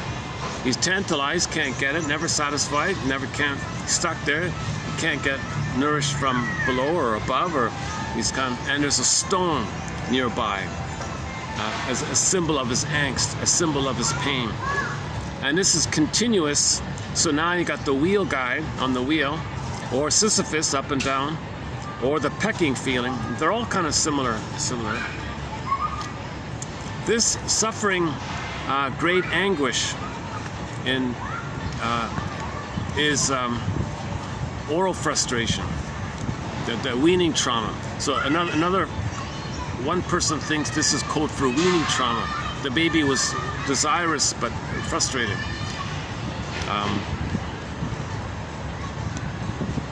Yeah, okay, this is some guy, H, I don't know his first name, H, a guy named H. Bunker, H. He thinks that the Tantalus myth is about weaning trauma. This is a great punishment that can befall any person. Weaning might be typically represented in the myth of Tantalus, a pre-Oedipal figure. Oh, so here another one, Karlisky says the same thing. So the Tantalus myth is code for weaning trauma, never satisfied. He was weaned premature. Mother, don't leave me. Frozen. Where is it? Waiting, loop, spinning, Sisyphus, waiting, pain, agony, stone, can't reach, missing. Bunker has convincingly shown that Tantalus, for whom the water disappears as he tries to drink, and for whom the fruit is blown away as he is about to reach it, is essentially a pre-Oedipal figure. Okay, meaning in the breastfeeding time.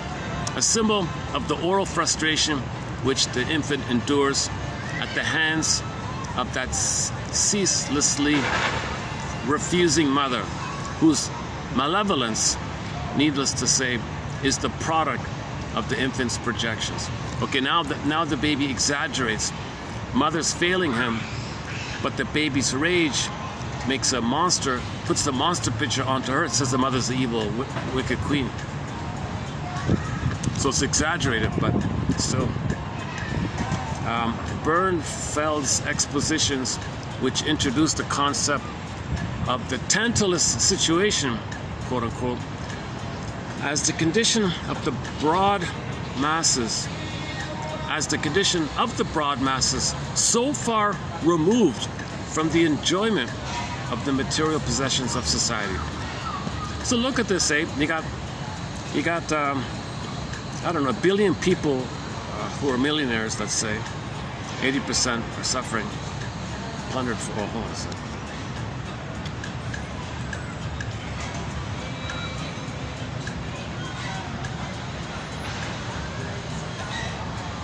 Trying not to get people on camera. So you got approximately 20% of the population living quite as a millionaire, let's say. 80% are suffering. But the 20% have ennui. They're still unhappy. Now the 80% are in poverty. Maybe they're in pain, or they're bored, or they're suffering.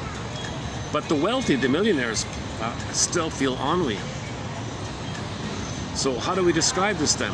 Well, one guy calls it the Tantalus situation.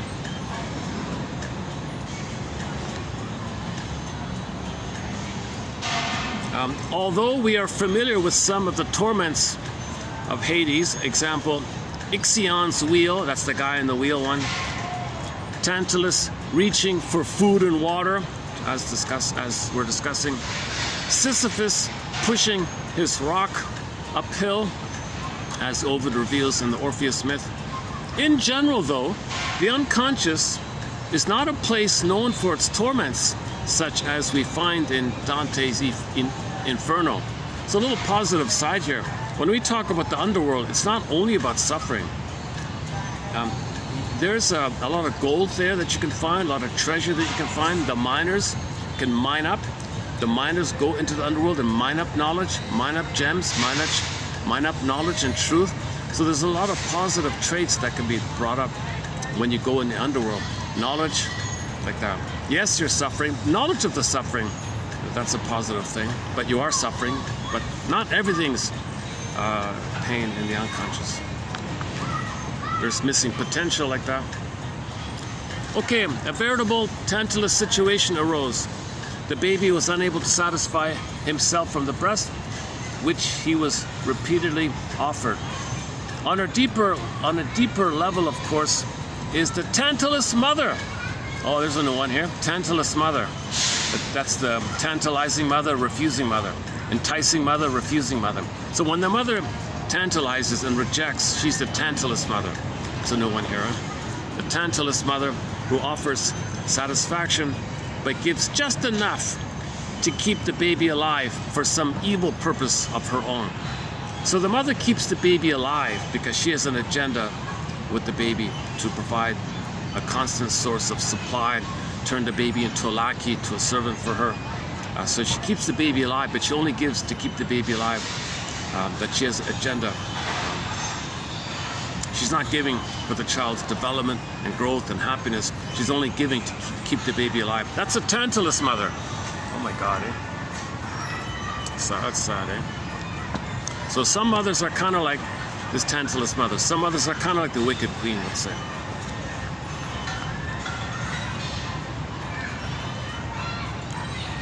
If the mother uses the baby to meet her needs, if the mother feels entitled to get her needs met using the baby as a stable base for her to find herself, quote unquote, the woman said, "I made you to find me, daughter. Daughter, I'm sorry, I made you to find me," her mother said. So this woman had a daughter for the sole purpose that she would use the daughter as a mother for her so she could find herself, because the mother didn't know herself. So she thought, let me have a kid, I'll traumatize the kid, keep him alive, and she'll be stable. And from that stability of the secure base of the presence of another person, I'll find myself, I'll explore myself. When I need comfort, I'll use my baby as a teddy bear. I'll wash my baby to mirror me and say nice things about me and give me attention, give me supply, give me soothing. So some mothers are using the babies like this. That's the Tantalus mother. Also known as Jocasta. Jocasta mother.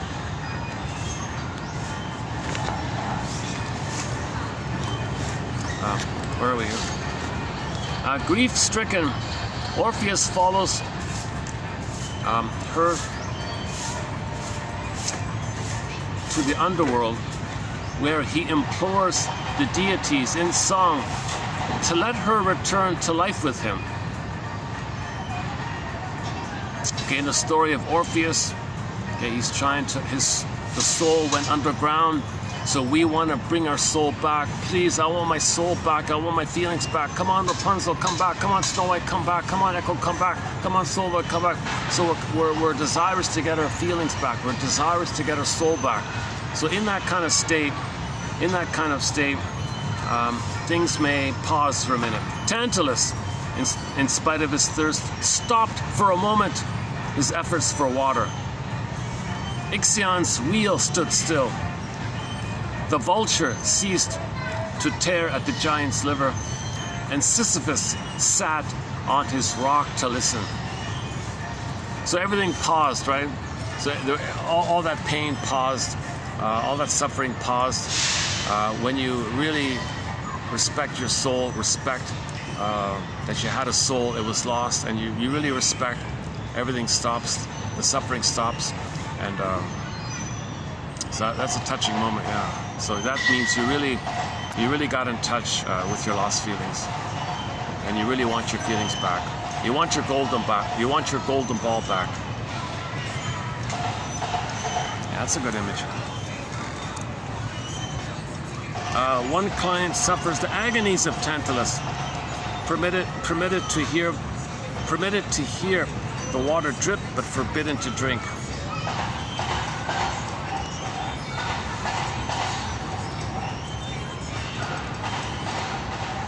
So anytime you're teased but rejected, okay, that you're suffering the agony of Tantalus.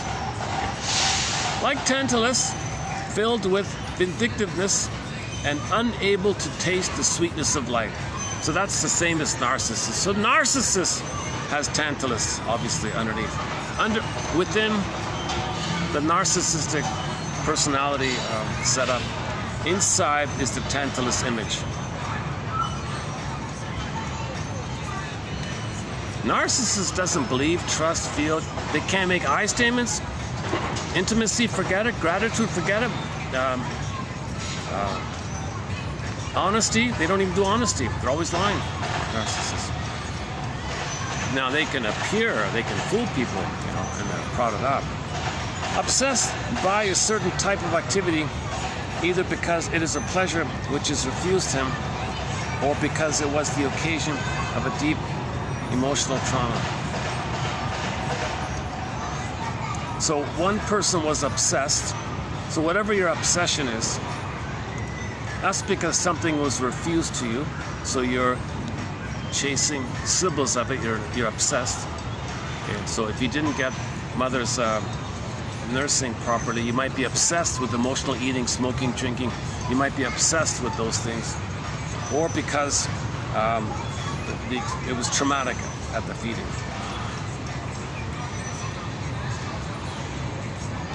Okay, back to the game show. Ladies, if you and your husband only spoke body language on your very first date together, what would you say your body spent most of the day saying to his body? Like if the body spoke. So the question is, dear ladies, if you weren't speaking, if it was a non-verbal date, no one was speaking, and your body was speaking, what would the body... And most of the women said, come on, fellow, make a move, kiss me or something, stuff like that. And all the guys were saying, no, I think she was telling me to back off, be careful, watch out, or I don't want you, or I'm testing you, or stuff like that. I think one couple, I think it was one match in that one.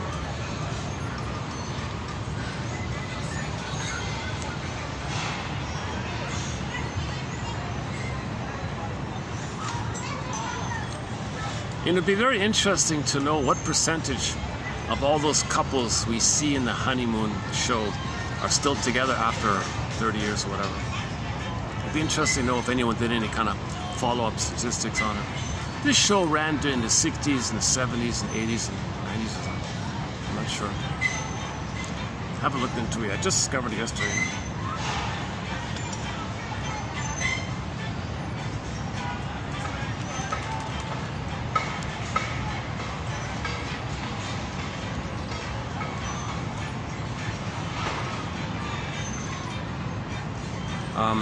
The narcissist, by relating everything to himself and being incapable of establishing personal relations, feelingful relationships, cannot truly have experiences.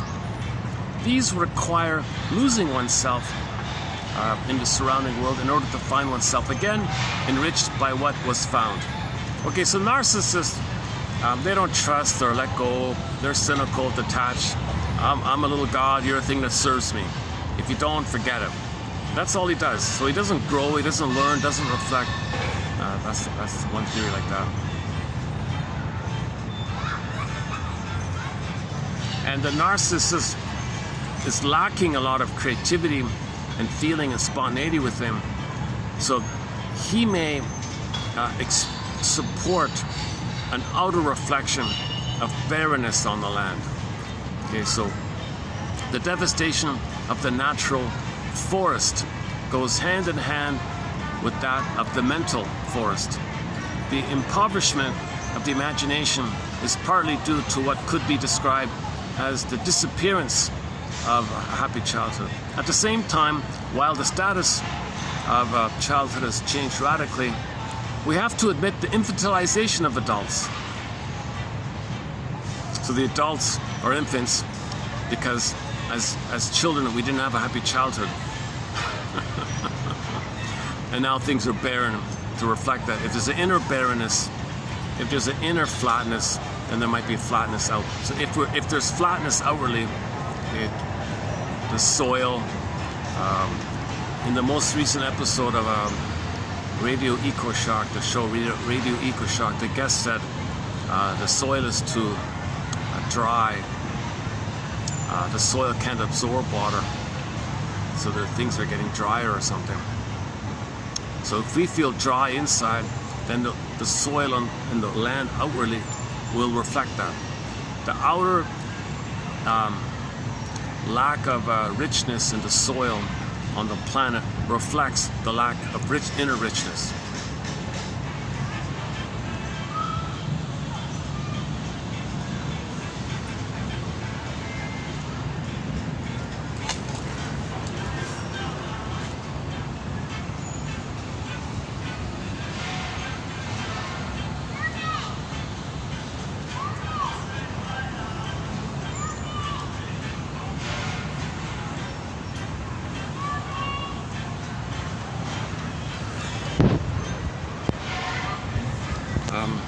The other bit about Tantalus, the metaphor of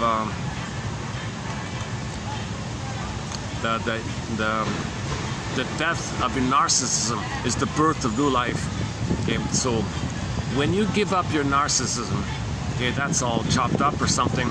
You give that up, serve it as a stew, they said, and then a higher force restored, and there's a new person that came on the scene. The death of narcissism is the birth of your beingness and your authentic self. When you give up narcissism, then you can reclaim your authentic self. So the image of one interpretation of the Tantalus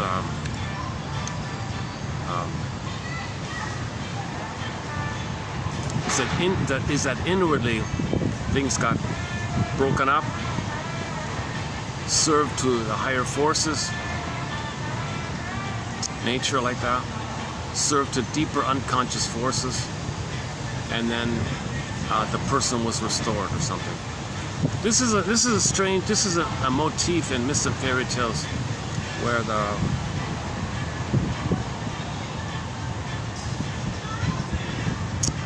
Go to the best explanation I currently I know of is Chinan's explanation of the fairy tale Brother Lustig. Brother Lustig. I think it's in Beyond the Hero. It's in one of his 4 books. It's either in Once Upon a Midlife, In the Ever After, Beyond the Hero. It wouldn't be in the 4th one. The 4th one is called Beyond the Princess, renamed Waking the World. So it's in one of those first 3.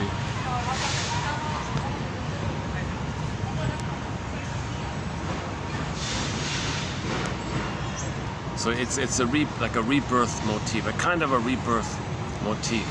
Something old dies, something new to come, kind of thing. You know? So I don't know. That's a kind of a question mark for me on that one.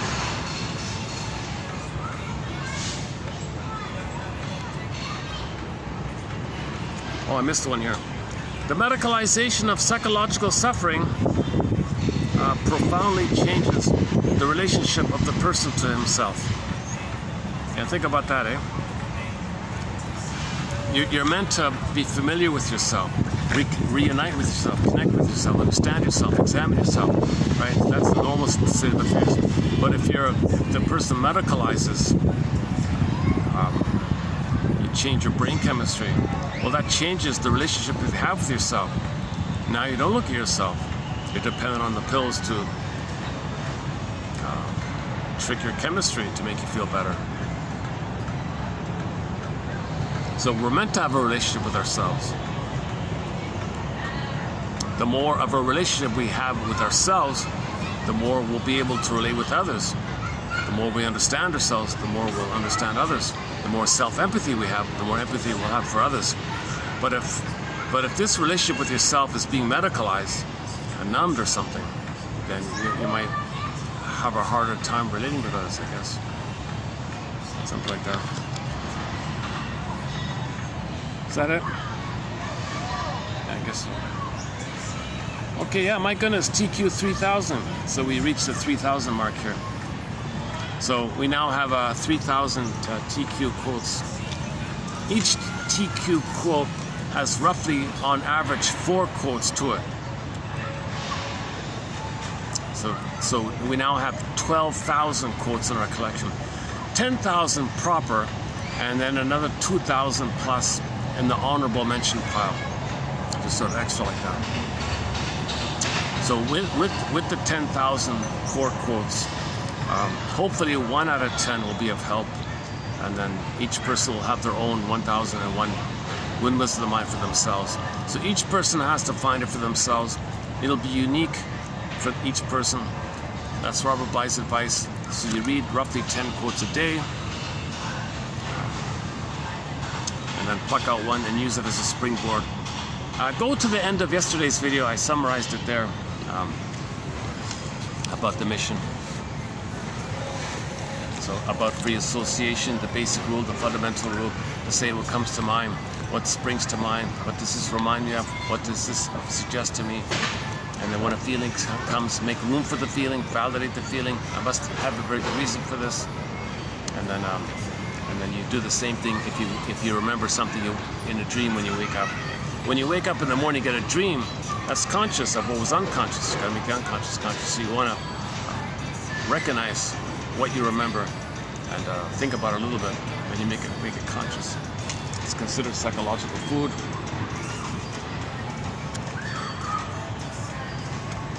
Oh, geez, look at this, Sam. This video is only 2 hours. I kid you not, this is a 2-hour video.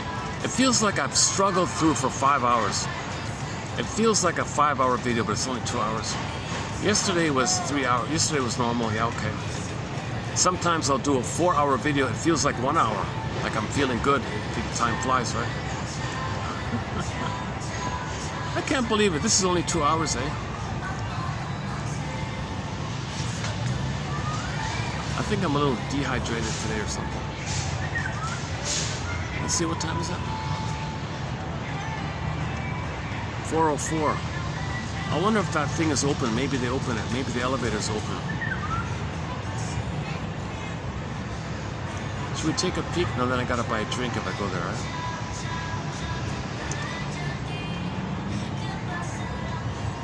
Okay, let's just walk over. Let's see what's going on with that. The elevator. Or just stay out here. Yeah, let's just stay out here. Okay, next time. I'll try it again. It's nice just noticing the birds there.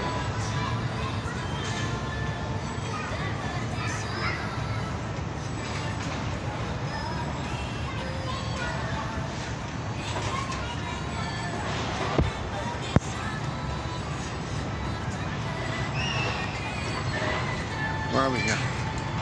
Okay, so see if there's one that you like. See if there's one in here. If not, maybe next time there'll be one. Sometime. See if there's one. Hopefully there's one line that go from there. The recent discussion about the construct, the mental construct, baby thinks he's a god, and the breast he owns, and that's a construct. He goes through life seeing the world through that construct. That means he's always center stage and others should serve him. And if someone doesn't serve him, he thinks his own breast is misbehaving. The breast that he owns, he thinks, so he's angry like that. If he can't control others, then he will devalue them, contempt, sour grape, lineage anyways, and find that other breast. So they're still, that's why they have a lack of empathy, they feel entitled. That discussion was covered in the past 5 videos. I thought the past recent videos on the construct of the template, the mental template, blueprint, imprint, schema, internal working model, endopsychic structure, intrapsychic structure, okay, the prototype, meaning the stamp or the map, how he's going to see the world. If the map is he's a baby god and the breast is the thing that he owns that should serve him, he's center stage, the breast is the thing, then he thinks people out there are symbolic breast and he's center stage. That's called narcissism. He's still in an infantile place, the infantilization of adults. And nothing satisfies, so that's the Tantalus idea. Okay, Sisyphus, the wheel, repetition compulsion, painful, rock, agony, painful, repetition called pecking, painful. So we're sort of in this kind of unsatisfied state, I guess.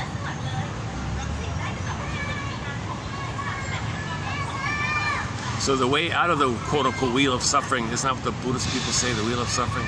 The way out of that is understand that your mother wasn't able to love you, and admit that she failed you and that she didn't love you because she couldn't. Get the full story as much as you can and face the reality. In order to heal, you got to call a spade a spade. Healing is based on reality. She didn't love you. Reality. Okay, then you go in that direction. If you deny it and cover up for her, and still have hope that one day she'll invent a magical time machine, isn't it bittersweet that you still think that your mother, who's 6 feet under, is going to be exhumed and invent a magical time machine, take you back to the past and say sorry and correct it? Isn't it bittersweet that you have this loyal hope like that you're so loyal to her who hurt you, and now you're loyal to the memory of her, and she's physically gone, but you're loyal to the memory of her? Isn't it bittersweet that you spend your life trying to justify her to yourself? Okay, for more on that point, go to the closing narration of the Twilight Zone episode entitled One Life, Furnished in Early Emotional Poverty. That episode, the closing narration. The episode is just so-so, but the closing narration is excellent. Okay, another good Twilight Zone episode is Gabe's story. Another one is Wong's Lost and Found Emporium. The other one is Take My False Light Please, the comedian one. Think of Time is okay. Saturday is okay. The sample of it called Poor Man in a $4 Room or something. I forgot the name of it. Something about the $4 room or something. Lonely Man in a $4 Room. A miserable episode, but it's sort of a good teaser for Saturday.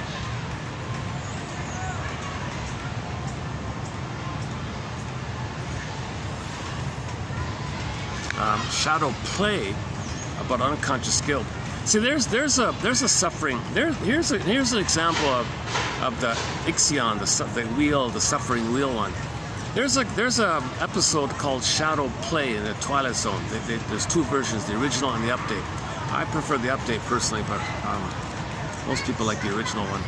But I think the update, the revised one, might be a little fresher. So it's about a guy with a Groundhog Day nightmare. Okay, the suffering wheel one. Groundhog Day nightmare. Every night he goes to sleep, he has the same nightmare, wakes up, same nightmare, okay. He's trying to face, he's trying to heal, he's trying to bring to consciousness, he's trying to confront, he's trying to correct, he's trying to know this issue of why does he feel guilty? What did he do wrong? He doesn't understand it. He feels guilty. So in the nightmare, they present it as a courtroom, and the father is the judge. Kaplunk, you're guilty, son. Kaplunk, what am I guilty of, father? Kaplunk, you're guilty. Declaration, you're guilty. Of what? I don't get it. Next night, the district attorney's the father. I'm gonna get you. You're guilty. Of what? I don't get. Why am I so guilty? What did I do to you, father? I don't get it. You keep saying I'm guilty. I don't. Wake up. I was terrified. Waked up. And next loop, he's one of these preacher characters.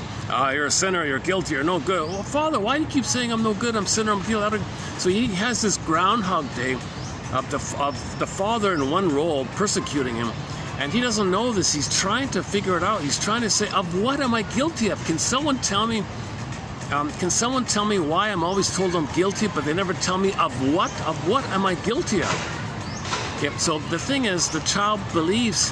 The child takes it upon himself and assumes he's guilty when the mother fails him and hurts him. When the child's in pain, he thinks he's being punished. He thinks he did something wrong. If the mother doesn't meet his needs, he thinks he's defective and unwanted, so he feels guilt like that.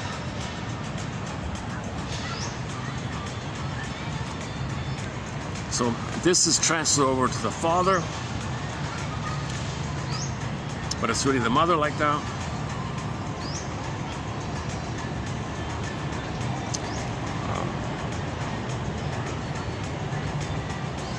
And there's a whole. I could spend 2 hours if I were feeling refreshed and energized. I could spend 2 hours on that one.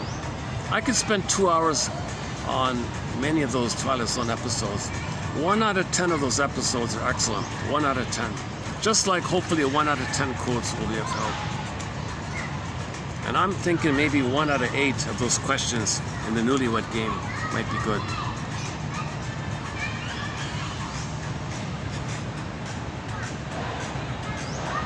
And I'll tell you, that Newlywed Game, it did bring up a dream in me. So if you watch that 20-minute show or something, and you got 8 questions, and they're both try to guess how the other answered like that. You might find yourself in one of those characters or in one of those questions. You might relate something. There might be one point in that show that you might relate to, and that could bring up a dream.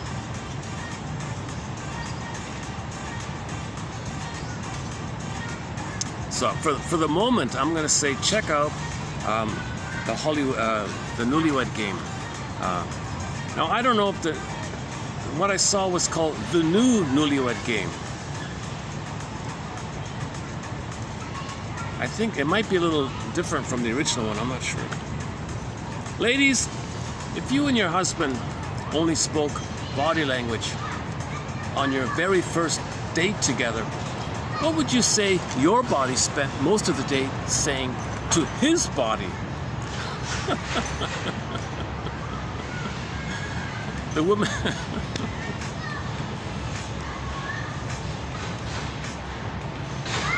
So maybe the men were projecting their fears onto the girl.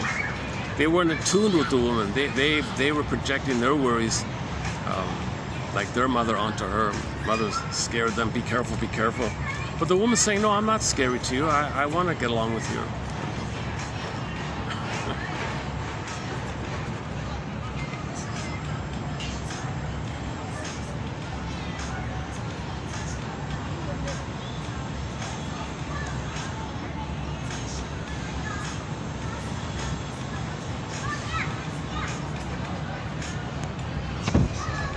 one couple was a match. She said, yeah, press Barry White. Press the play button to Barry White. I'm paraphrasing. And when he answered, yeah, press the play button to Barry White. Romantic music.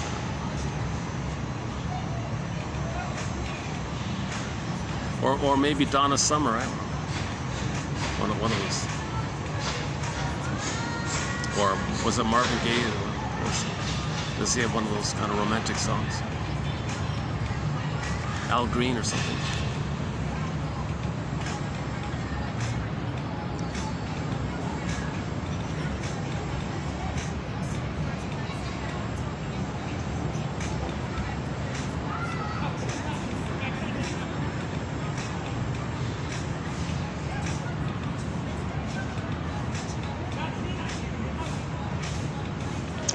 Let's just take a little, even though I had a little juice, it's not too energizing. It's the processed stuff. It's not really the good stuff. Yeah, hold on a sec.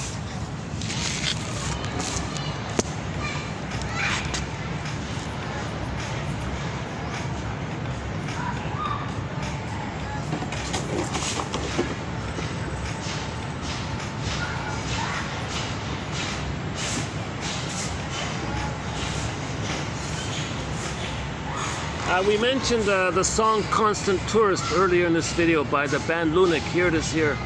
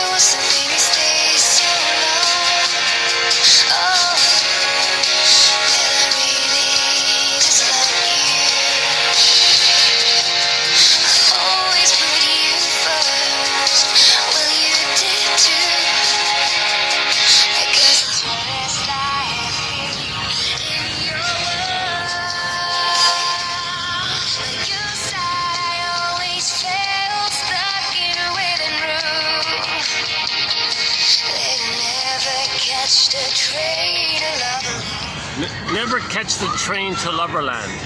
That's the Tantalus phenomenon, right? The Tantalus issue. Tantalizing. So she's in a Tantalus situation where she's allured by the fellow, tantalized by the fellow, but he makes her wait in the waiting room. no emotional connection because he is emotionally frozen. She's trying to connect emotionally. So the girl in the song is meant to know that her mother was in a Tantalus situation emotionally. And as a baby, she felt like a constant tourist with her mother. That's forgotten, you don't remember it, so you recreate it to remember. Once you remember, you don't need to recreate it anymore. Once you feel, you don't need to recreate it anymore. When you don't feel, you recreate in an attempt to feel. It's all about this feeling.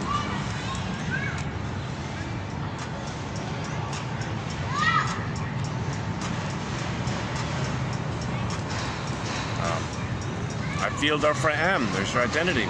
You don't have your feelings. Where's your amness? Now we don't talk about sensations. That's the limbic system. That's the amygdala area. The feeling self and the survival limbic system. So once again, the famous triune brain, the brain with three parts, the 3-in-1 brain. Okay, the earliest primitive one with the amygdala, visceral sensations. Am I safe or not? Spine, top of the spine, amygdala. It's all timeless. Okay, but we're mainly the feeling self, the ontological self, the emotional body, embodiment, at home within the golden ball, love and affection. Okay, the warmth like that. And that's all frozen. So your energy goes to the survival issue because it wasn't safe to live in love. So now you're always in survival mode because mother's so dangerous. You have to sell your soul, you have to freeze your soul to get along with the mother. Now you're in survival mode. And then, and the cortex is meant to let you be aware of your feelings and your uniqueness, but that's all frozen.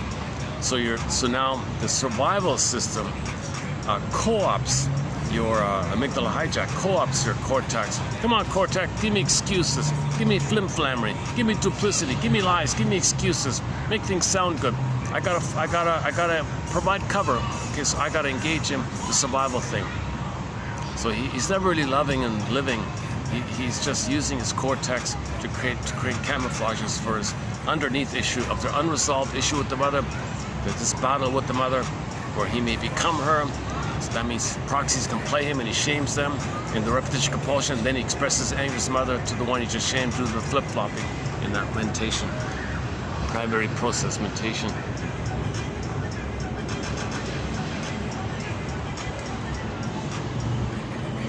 Should we walk over to the... give me a minute to fold up. I gotta fold up the chair and all that. It's 4:30 now, right? What time is it? 4:22. We'll just close it up here.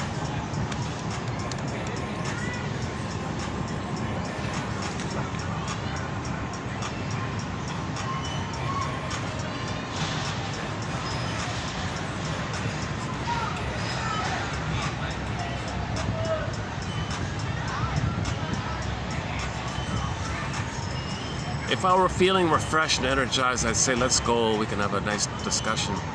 I'm feeling a little tired today. So let's keep this as a shorter video. I got the focus is getting the quotes out.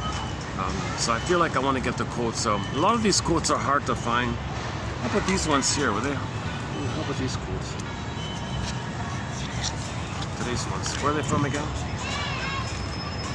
Okay, yeah, they're not, okay, these ones are kind of available, yeah, okay.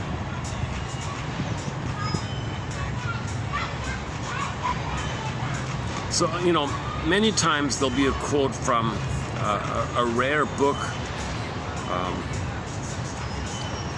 that maybe was digitized briefly and then got withdrawn or removed or unavailable, or the library was taken down or something. Oops, hold a second.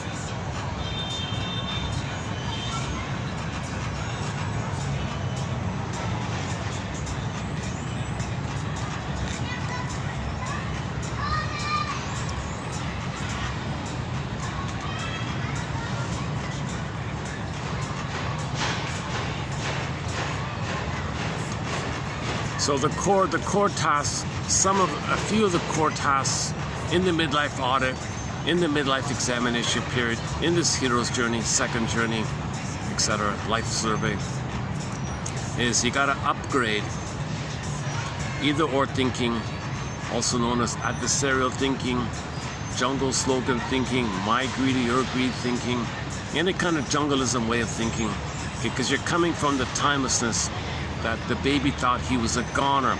It was a dangerous survival issue for the baby when the mother failed him, it hurt him. It's a jungle like that. It's a wild thing like that. So any kind of attitudes, that's a reflection of this inner state. Jungle sloganism attitudes are a reflection of the inner state of trauma, where the mother was dangerous and he thought he was a goner, okay, like that. And he's enraged, and monster imagery, so it's survival like that. So anybody with cynical jungle slogan attitudes or philosophies or excuses and rationalizations, and you make up rationalizations and look for excuses and rhetorics and profit tricks and whatever, okay, that's just camouflage, and underneath is the negative beliefs or the jungle slogan beliefs are a reflection of the inner state that the person as a baby was fighting for his life, thought he was a goner, was terrorized, soul frozen up, and all of his energy is in the imprint, in the amygdala, where the mother hurt him. And he never felt safe with her, and hence there's a dangerous thing like that.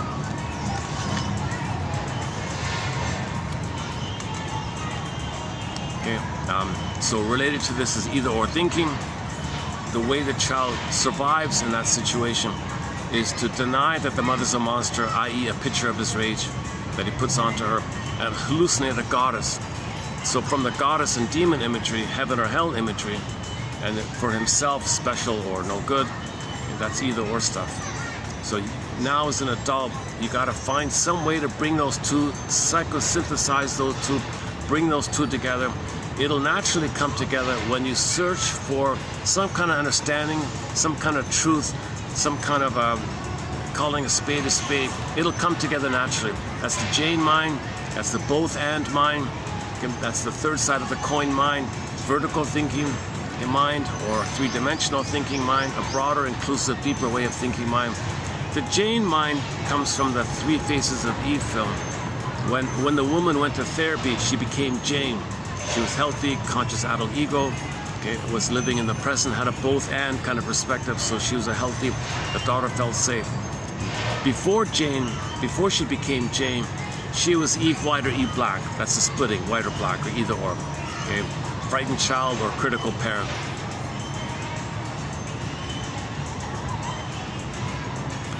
So after therapy, she became the healed both and mind. Okay, so you gotta find the third side of the coin. Okay, to hold the tension of the opposites. Find something that includes both sides. The diamond approach, let's say. Okay, Route 66 has a quote called "Look for the third side of the coin." It's in our collection. Go to $25.99, the fifth one down. In Inside Out 2, you see Riley struggling with the two sides. The part sense of self for each of the two part sense of selves disappeared, and poof, a new sense of self that was broader and inclusive came on the scene. And then she won the scholarship. Her anxiety went away. I mean, her fears, old fears went away. She could be in the present. She was calmer, reasonable. Everyone around her was calmer like that. Okay, so in other words, you got to find both and thinking. Both and thinking. If you insist on jungle slogan thinking, that means you're loyal to the mother. That means you still are in a bittersweet loyalty to the mother who hurt you, and you don't want to believe it. Isn't it bittersweet?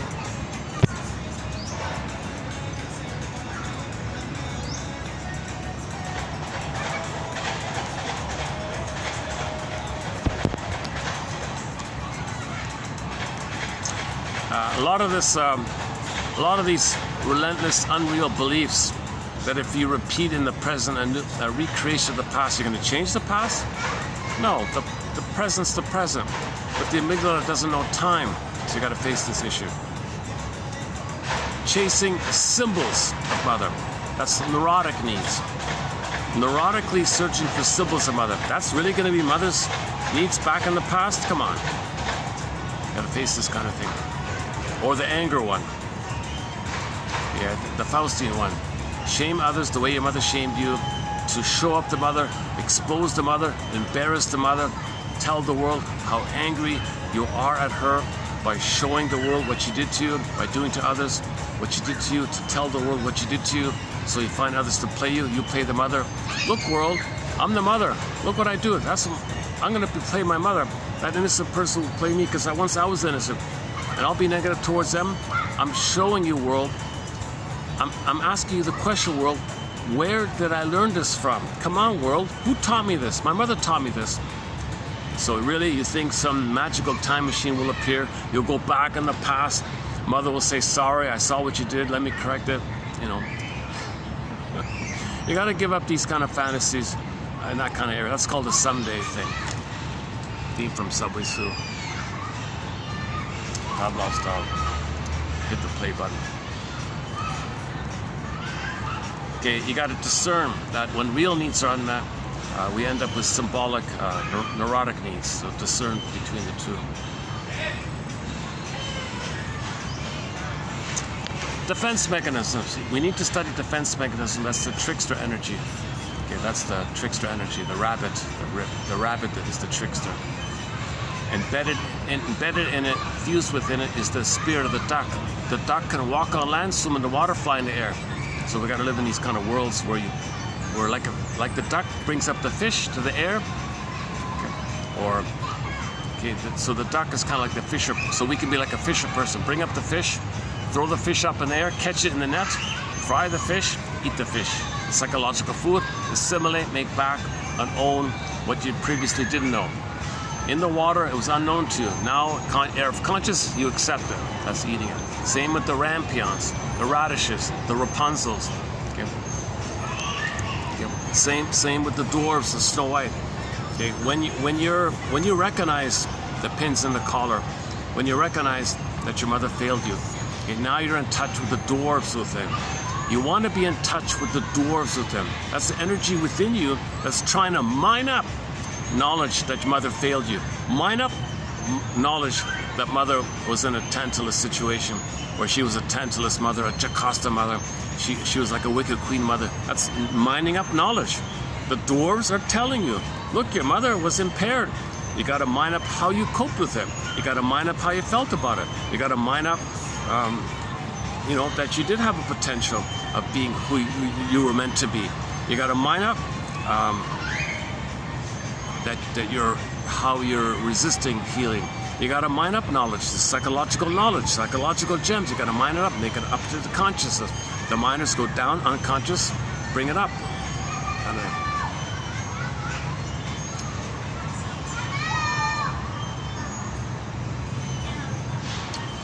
You got to face this belief that we're guilty. It's nonsense. No baby's guilty. All babies were born to be loved. Right? All babies are lovable. Babies are human beings. But when the baby's in pain and the mother thingifies the baby, objectifies the baby, depersonalizes the baby, he thinks he's defective, no good, guilty, shame. He thinks it's his job to save the mother. So the baby believes then, after the trauma, that he's no good. So at midlife, you got to update this, correct this, forgive yourself for this belief. That you as a baby did this because you were trying to get along with her. That was your attempt to get along with her. You were trying to placate her, please her, trying to find some way to get along with her. So you took it upon yourself. All right, mother, you think I'm no good because I couldn't save you, fine, I'm no good, but I'll try to save you. Okay, mother? Mother takes that as a source of mirroring, because she's using the baby for the mirror on the wall. Who's it all about? Who's center stage and all that. So the baby goes along with it in an attempt to get a harmonious relationship with the mother. All babies want a harmonious relationship with the mother, so they're trying what they can. It failed, they couldn't save the mother. Now you got the accusing voice in the mind, the finger one, Michelangelo. You're guilty. Did you save the mother? So later on you try to be happy, the memory comes up. Did you save the mother? No. Did you fix the mother? No. You're guilty, all this stuff. So you gotta face this unconscious guilt. No baby's born guilty, defective, wrong. Nothing, it's nonsense. Okay, you gotta play Og Mandino's clip called Nature's Greatest Miracle. Virginia Satir's poem, I Am Me. Gib Rand's poem, Life's Longing for Itself, called On Children. The odds of every person being here are 1 in 400 trillion. This is by the Great Spirit. The Great Spirit chose us like that. We're all chosen by the Great Spirit. Let's have some esteem, basic esteem like that. So we got to correct. Correct this false belief that there's something wrong with us. No, there's nothing wrong with any baby born on the planet. There's nothing wrong. The Great Spirit, you know, the power of nature made everyone here. So, and the Great Spirit wants each person to express their blue jay, their bluebird, okay, the pleasantness of their uniqueness, meaning, path of heart, pleasant feeling of the serene, inexhaustible fullness of being. We all have a beingness. Every baby's born with a beingness. Every baby's born with a beingness. No baby's is born to not have a beingness. That's nonsense. No baby's born so that they're supposed to be empty. Come on. If trauma makes them empty. Trauma makes the core, the earth opened up and gets pulled down. Trauma does that. The mother caused that because she's impaired, because she's traumatized. So you got to go back to your source a little bit. And recognize that mother hurt you, and that's why you had these false beliefs. So you got to update these false beliefs.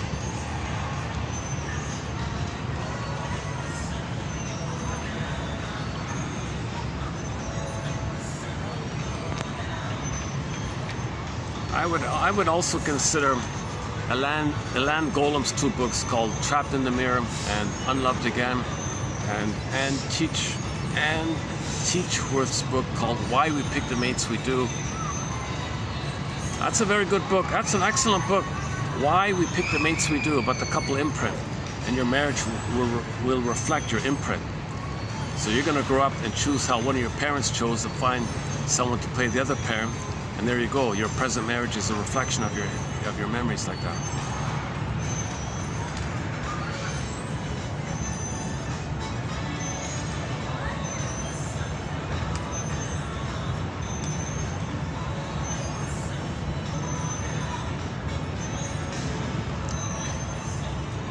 Yeah, okay, why not? Give me 5 minutes to pack up the chair, and let's check up, see if the elevator. Let's see if the elevator at least works.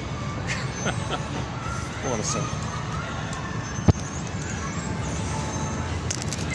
Let's give me a longer song here. Hold on a second. Let's choose another song here.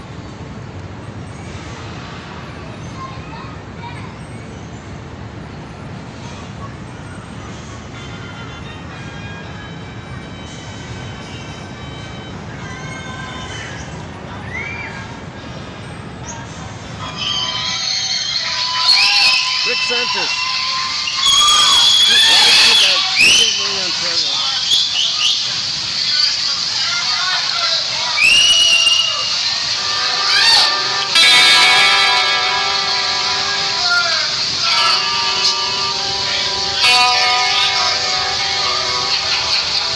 Yeah, I think we do. From an album called Guitar Alley. You know that one? Called Dreamin'.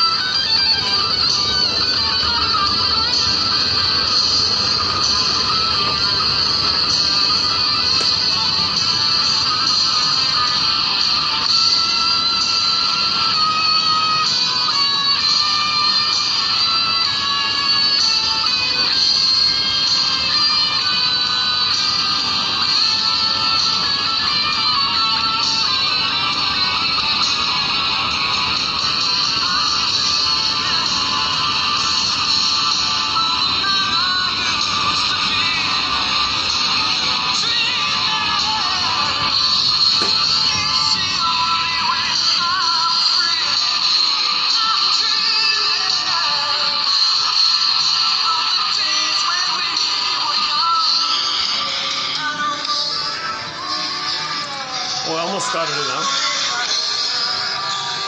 Okay, so when we talk about nostalgia, that's one of the songs.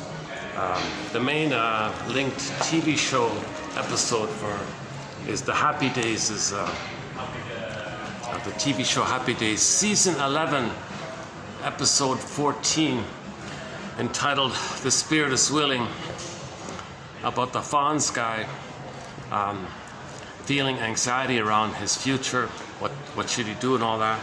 So to avoid the pain of it all, he wanted to just go back into fantasy land. So he bought a haunted car, an old classic car from long ago. Turned out to be haunted, and it turned out there was the consciousness of a woman in there in a car accident. Her consciousness went into his mind. So he had a relationship with the girl at that time, thinking he's back at that time. So he realized, so that's the mechanism. The way to avoid current feelings is to go back in the past. Where are we here? Oh. Let's see if it's open here. Let's take the next one. Oh, it says, hey, okay. This one's available. All right, here's the test. Let's see. No, still closed. No, we can't go up. Okay, it only opens at 5 o'clock. I see. Okay, forget it then. All right. Oops, yeah, it's all yours.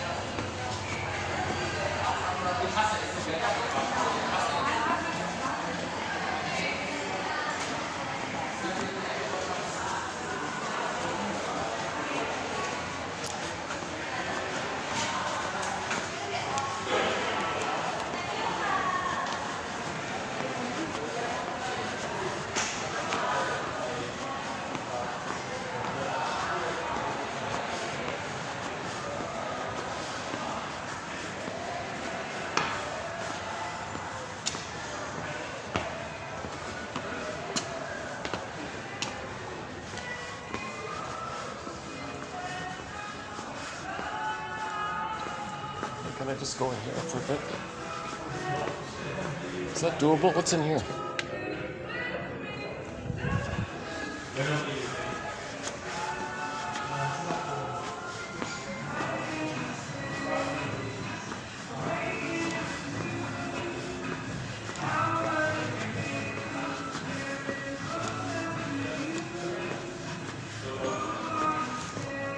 Hang on, what time is it? Let's see.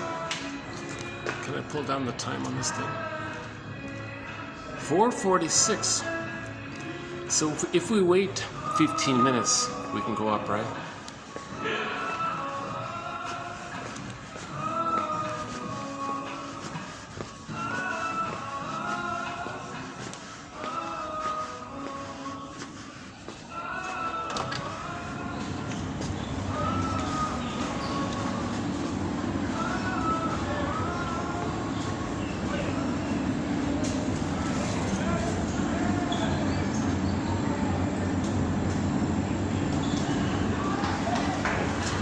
You have to buy a drink if you go there.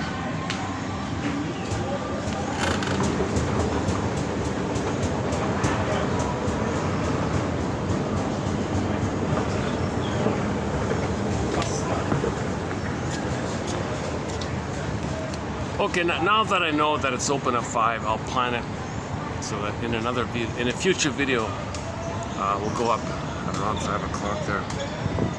I'll buy one of their expensive drinks just to show you.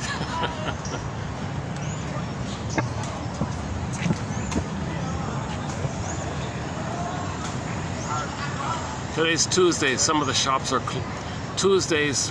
Some of the shops designate Tuesdays as their day off, so it's a little not better on Tuesdays.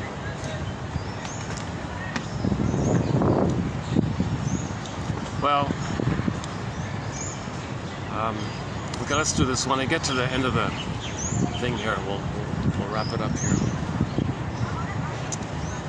Any final thoughts here? So you have your mission, right? To choose one quote and use it as a prompt or a springboard and just see what really comes up. And then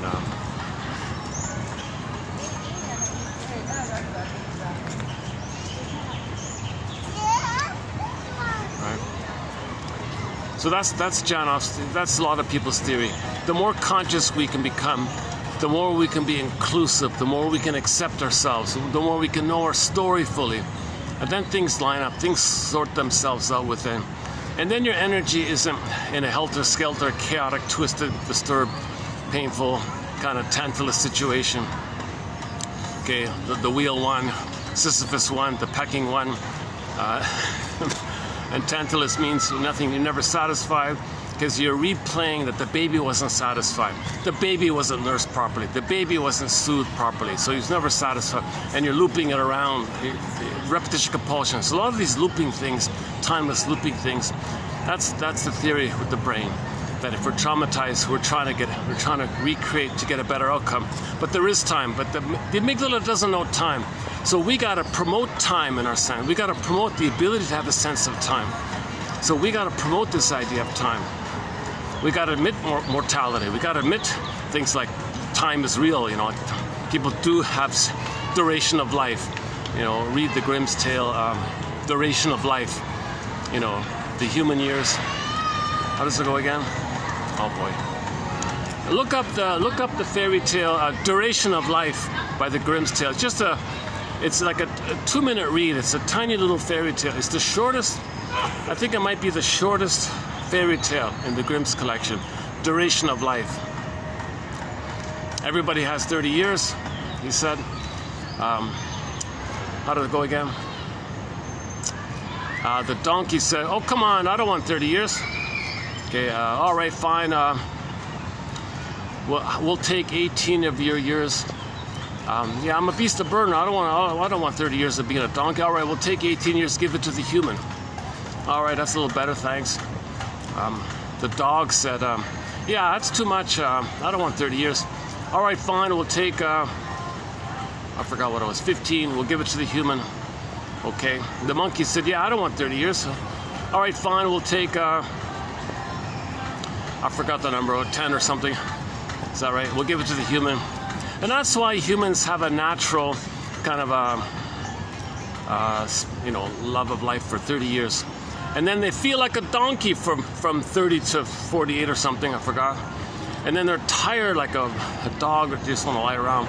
But finally at the end, when you're reborn, you're like a monkey with full of energy like that. I'm not saying it exactly right,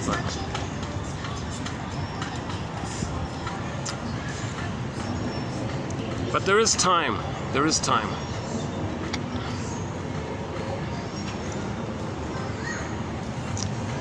Adult development, there is time, right? But Miss Brun has an article called "Why It Always Feels Like High School in Your Brain." Interesting, not a bad article.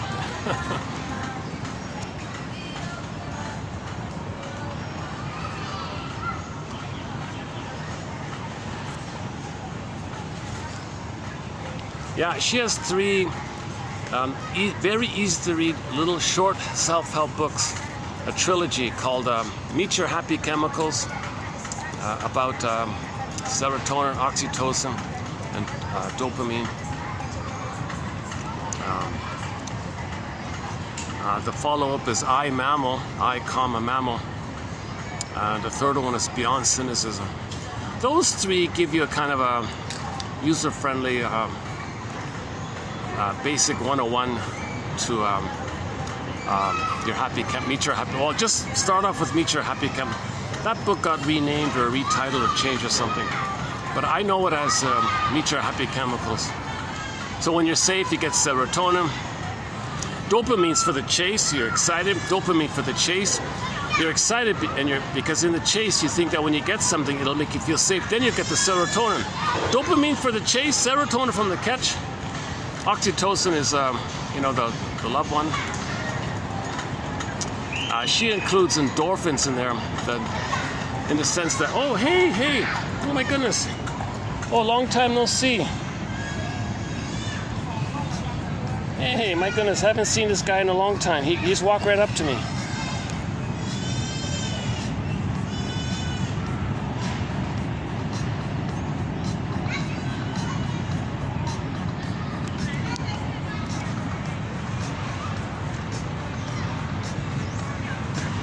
Hey, wait. Hang on. Hey. This one of the familiar stray cats in the park here. I've seen him a few times. Yeah. You want to say anything?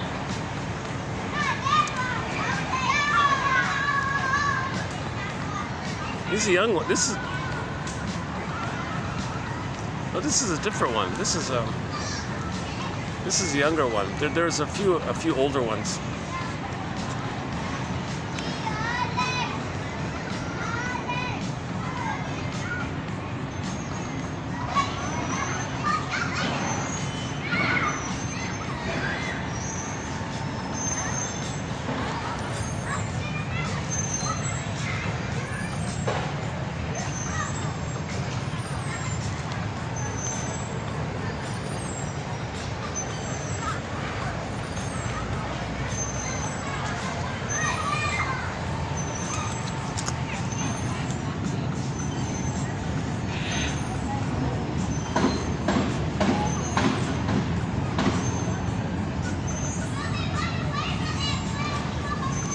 All right, Kat, see ya. Nice to see you again.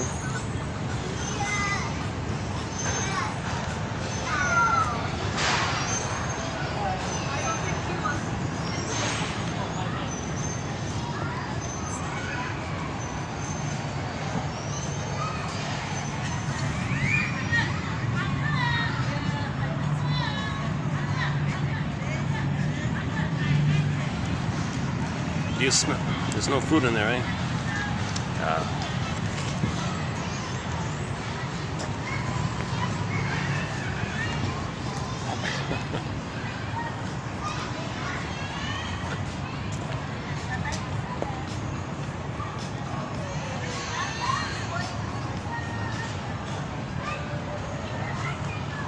Oh, it's still there.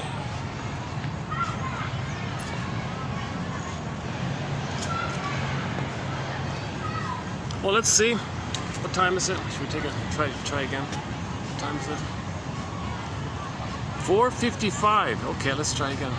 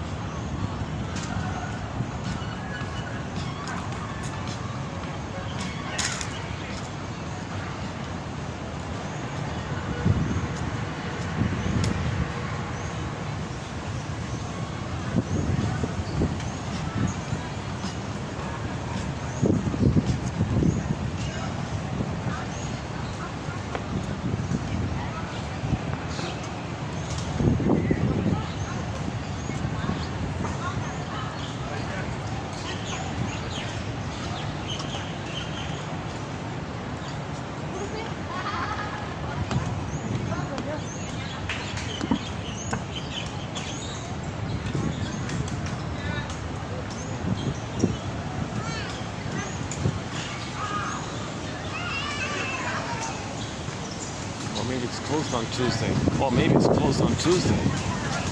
In a hotel, it'd be open every day, wouldn't it?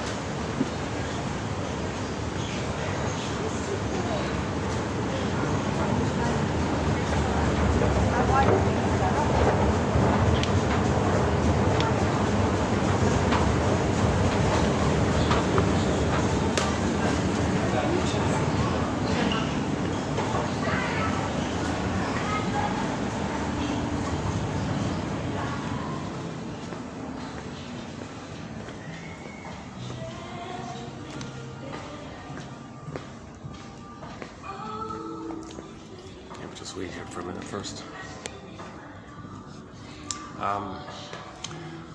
Yeah, so, okay, so Tantalus. So he's considered an unpleasant character. Now, a lot of people interpret him as just being, as a cautionary tale about hubris and arrogance and being punished. It's not like that. See, we're projecting, we're not seeing the metaphor of myths and fairy tales.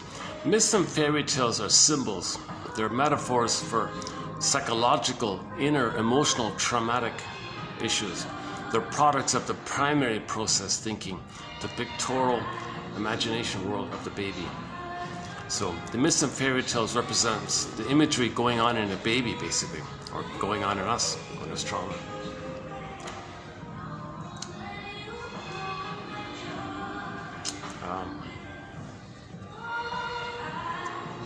Okay, so a common motif in myths and fairy tales is the goddess and demon, right? The either or.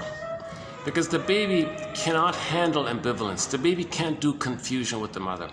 Mother, you're confusing me. 5 minutes ago you were nice, and now you're answering the phone. You abandoned me. I don't understand time. Are you coming back? I'm very confused. I can't handle this confusion. Poof, you're a monster. Now we've got splitting, goddess and demon. Now it compensates by hallucinating a goddess. Hold on a second.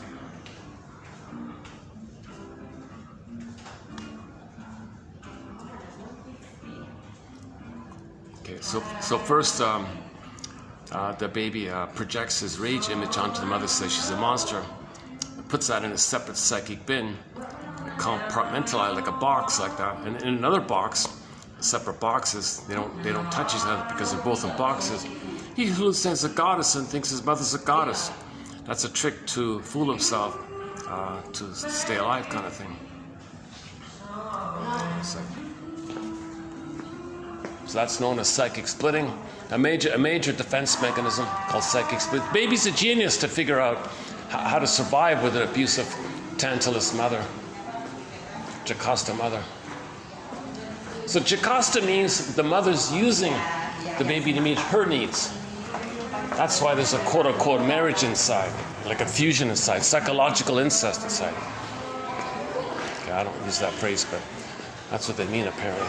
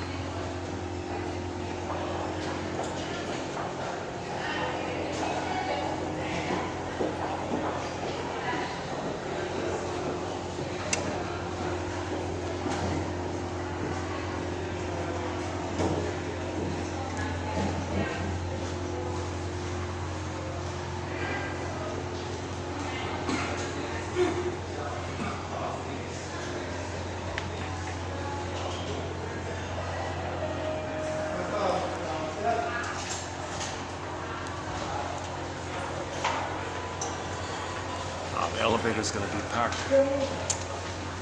Let's wait for the next one. Yeah, hold on.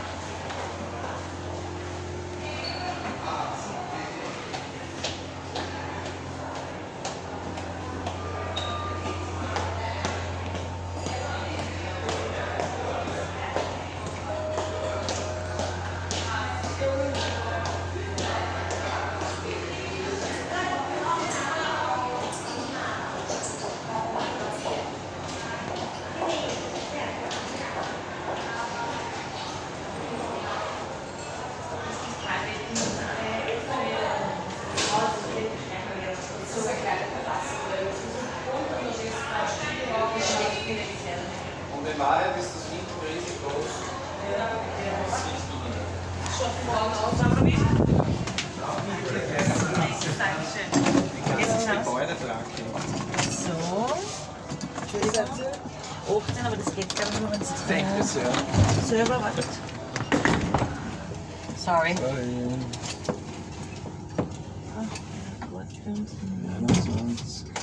Geht wahrscheinlich nicht.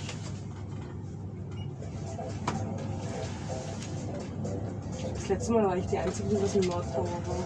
Ja? Ja, da hat man noch ein bisschen aus. Ich habe mir mal auch nur eine Was hast du Kollegin angestellt? Ich weiß nicht. Sie haben, ich war aber Standby. Okay, ja. Standby und Seniority zum Jüngste. 16, are you 16? Ah, no. No. Bis dann, ja. Bis später. Tschüss dabei.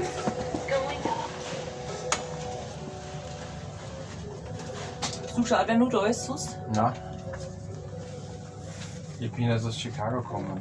Geh bitte. Das hat's doch ja Wahnsinn. Warum bist du aus Bin Chicago hängen am gekommen? Samstag. Bin hängen geblieben. Bis dann.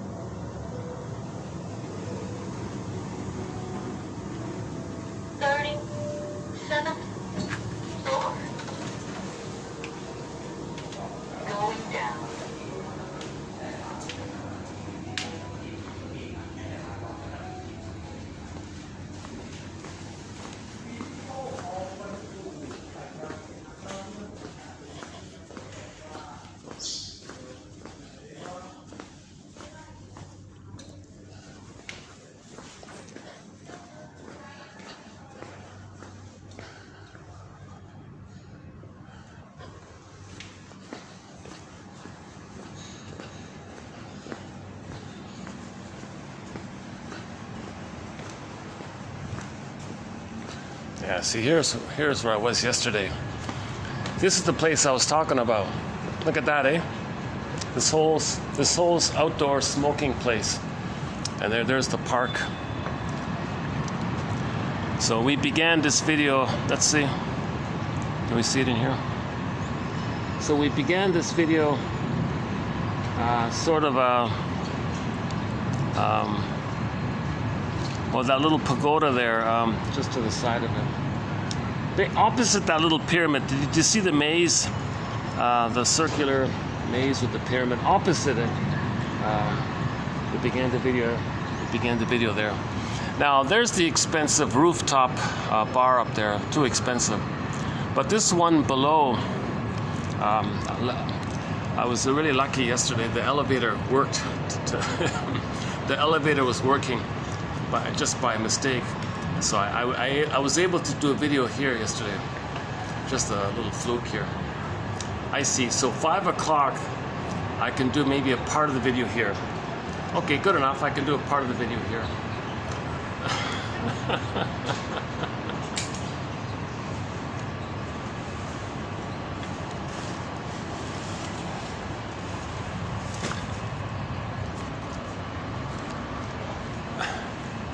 So yeah, here's where I was. Here's the spot I was at yesterday. Nice little spot right here, eh? Son of a gun, huh? If I can, maybe I can walk up the stairs. Just kidding. Look at this, eh? So this is kind of like a penthouse balcony almost, eh? So yesterday's video was done here. I kind of keep saying that. Maybe it's a novelty, maybe it's something fresh, maybe it's like a feeling of some luxury for a change instead of a... the Swan Place is great. I love the Swan Place. The park here is kind of a... It depends on if I get lucky with the park here. And the hotel is nice. With the cherry blossoms there. It's a nice place. And I've got another place called the Blue Room. That was another good place. So I was hoping this could be like a new venue here, but so at least for maybe half an hour or maybe up to an hour, maybe I can hang out here for a bit. Okay, that's okay. So maybe I'll time it so whereby I can do a part of the video here after 5 o'clock. But I've done the quotes already, so let's not stretch it out. Just because I've got the venue. So I want to fill in. I want to share some content. Content, very good content. There's some very good content can be found in the comic, simply entitled Psychoanalysis. 5 years ago, that comic was reissued by Dark Horse Publishing, and the complete run of the comic series is now available in hardback and digital form. So we just celebrated the 5th year anniversary of the reissue. Now this comic was done originally in 1955. What's that, 70 years ago? And to my opinion, personally, I still think that's the best introduction to psychoanalysis, to read that comic. So it's you got 3 clients. The shrink has 3 clients: Freddie, Mark, and Ellen. Ellen has, I think, three sessions. Freddie has 4, I think, or the other way around. And Mark has 5.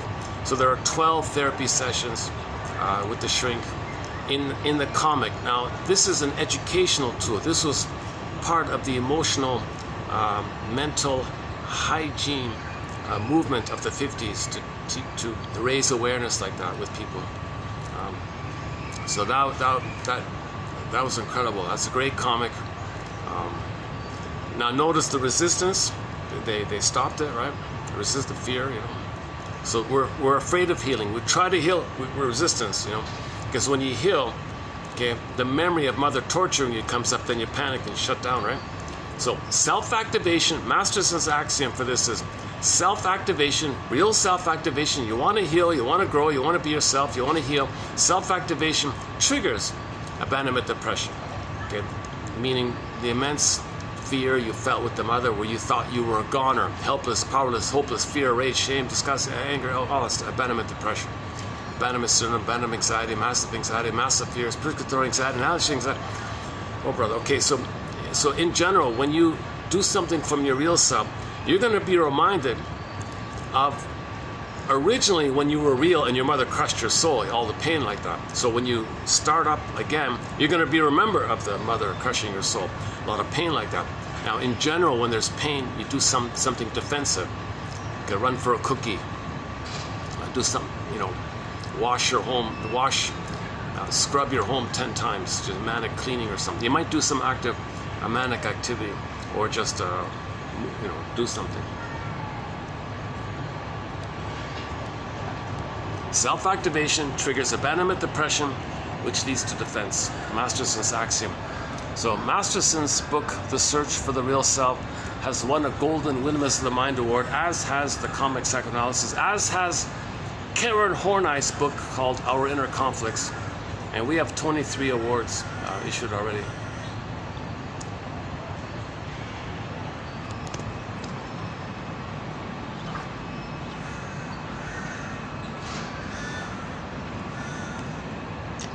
See, if I go to the rooftop, you buy an expensive drink. I've only got like an hour of light. It gets too dark, so it's not really. I could do a video up there. I mean, like for an hour, right? And then what? Well, there's a thought. What if I did a video there for an hour? What about the lighting? I wonder what the lighting is. Do they have lights here at night? I don't know. No, it's not going to work. It's not going to work. No.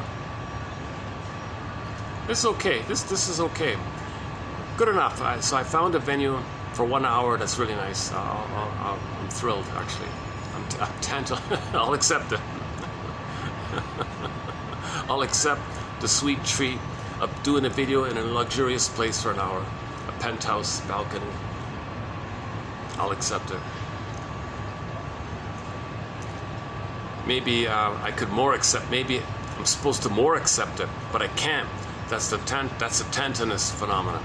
This difficulty to fully appreciate and feel something good.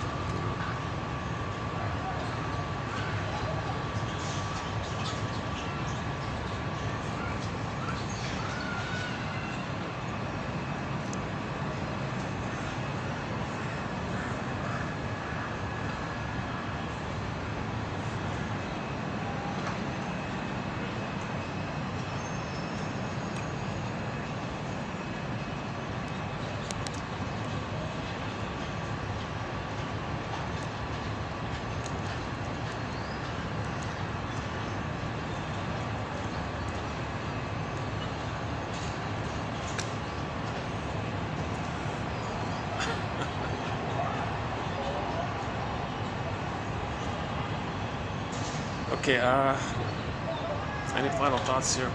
The Happy Days, yeah. The Fonz buys a car. Room 222 is a very good show. Room 222, 4.5 seasons. Pete Dixon is the main teacher. He's like a therapist kind of guy. His girlfriend is a counselor. Good, nice little team like that. The principal of the school is sort of a comedian guy. Long-suffering kind of guy. They called him the long-suffering servant or something. He always makes jokes about things. And then the bright spot, the sparkling side of the show is Miss Johnson, the young student teacher, who'd ended up with her own class as a creative writing teacher. A great team, those four. The couple, the principal, and the student, the four teachers. And then you got some regular students like Jason and a couple of others.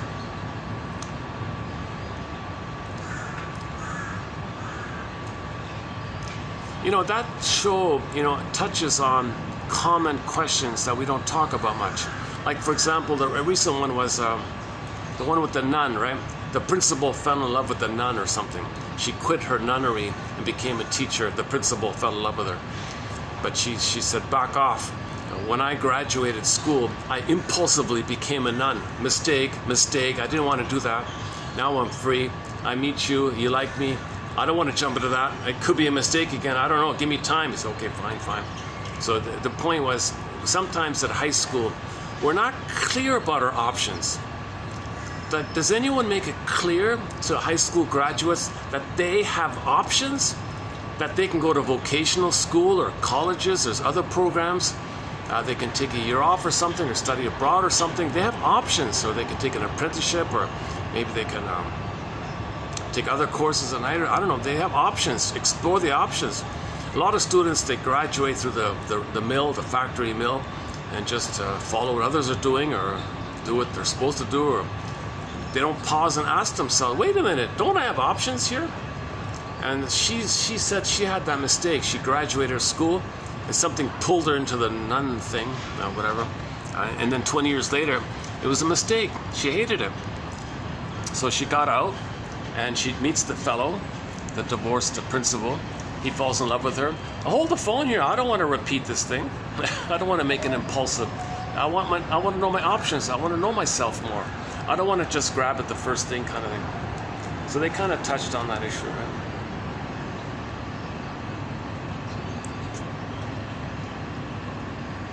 A very good Room 222 episode is a Season 3, Episode 23 about the smoking intervention. Listen to what Jason says to that narcissistic fellow about the guy who smokes and doesn't care if he bothers you with his smoke or not. Listen to what Jason says about, it's a very, I posted a clip of it in our channel. Look up,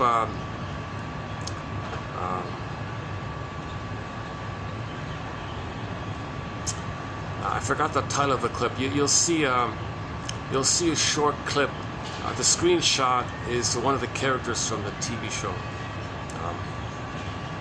It begins with narcissism as the reflection of weaning trauma. I think that's it. Yeah, narcissism as the reflection or portrait of weaning trauma. What are those two? I forgot.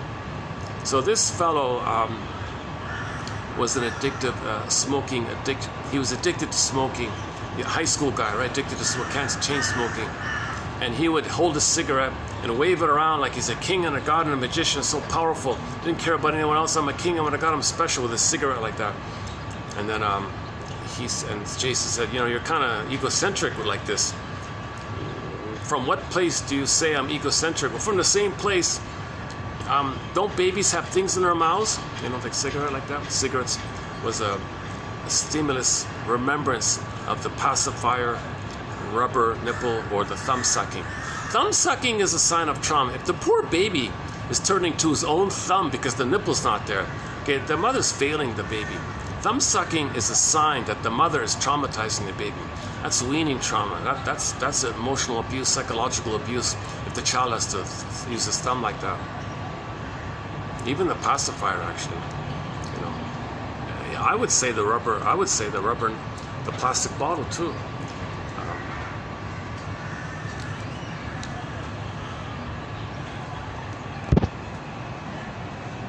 Because there are no nerve endings. It's not a human connection.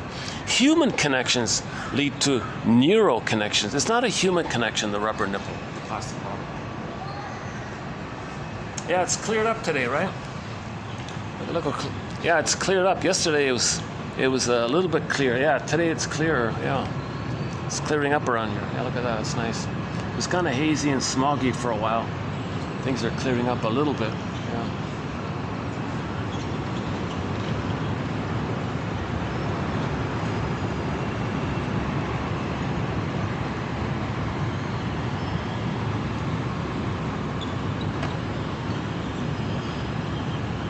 See, there's the expensive rooftop.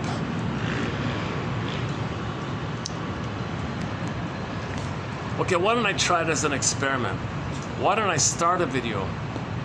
Why don't I start a video at 5 o'clock up there? People will come in, then I'll have to leave, and then continue somewhere else. I could continue in the mall. That's a mall over there, that layered one, the white layered one, that's a mall. Could go there. There's a space there. There's like a work kind of space there.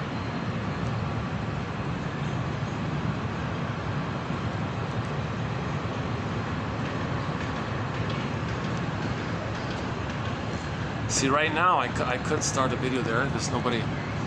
I don't see people there, right?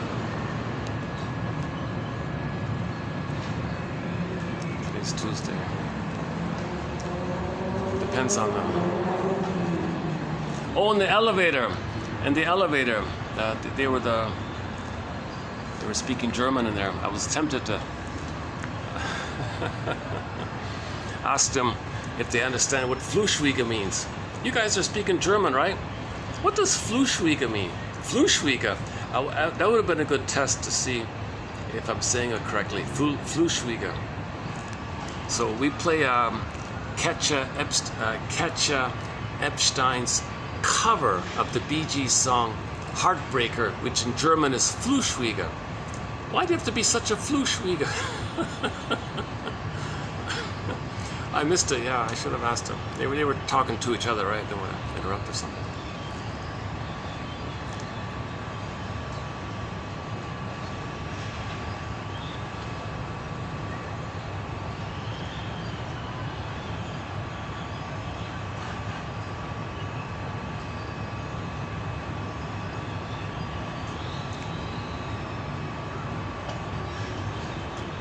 That was copyrighted because the melody, I can't even play the German cover of Heartbreaker because the melody copyright.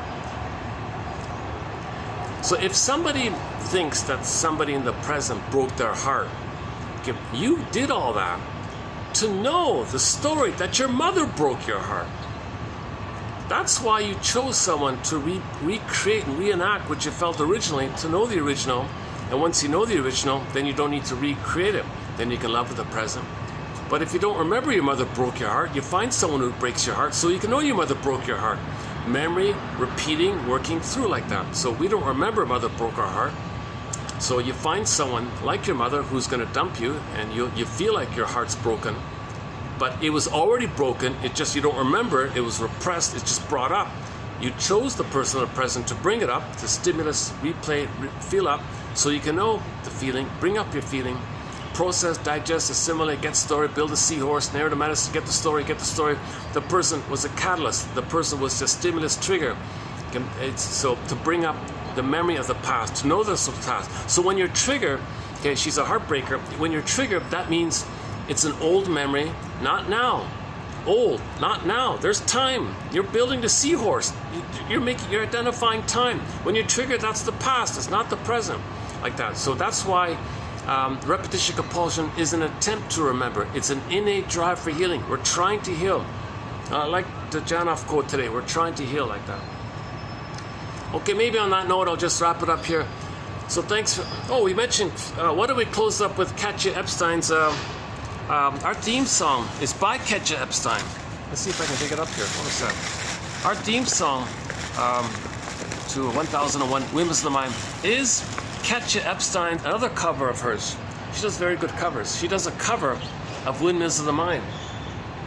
So let's close up with Windmills of the Mind as sung by Katja Epstein. And when the song ends, I'll just close the video and see you next time. So thanks very much for the love of narrative medicine. I'll see you next time.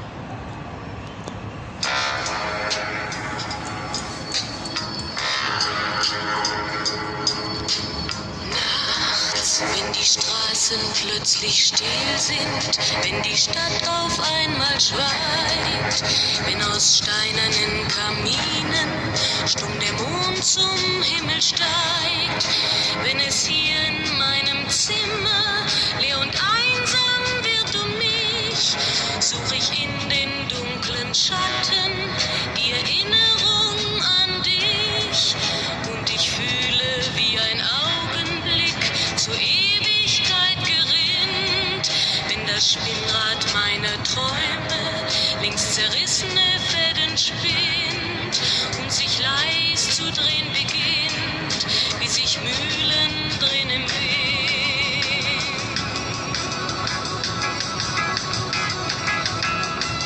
Und es kreisen die Gedanken ohne Anfang, ohne Ziel, wie die schnellen Wellenringe, wenn ein Stein ins Wasser fiel, wie ein Kreisel, den die Peitsche über Straßenpflaster treibt, wie Spiralen, die ein Adler in den Abendhimmel schreibt.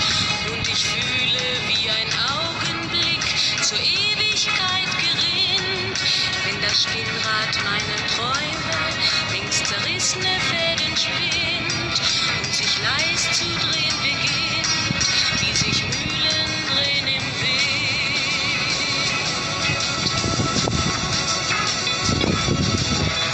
1000 Fragen ohne Antwort, 1000 Fragen ohne Sinn.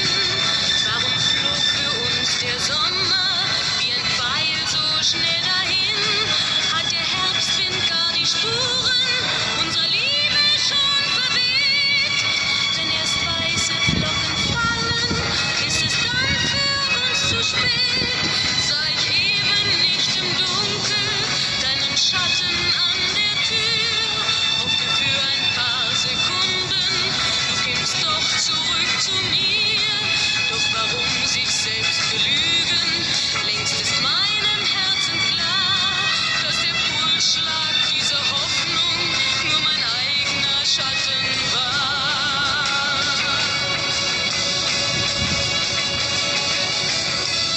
Und ich fühle, wie der Augenblick zur Ewigkeit gerinnt, wenn das Spinnrad meiner Träume links zerrissene Fäden spinnt und sich leis zu drehen beginnt, sich im Kreis zu drehen beginnt.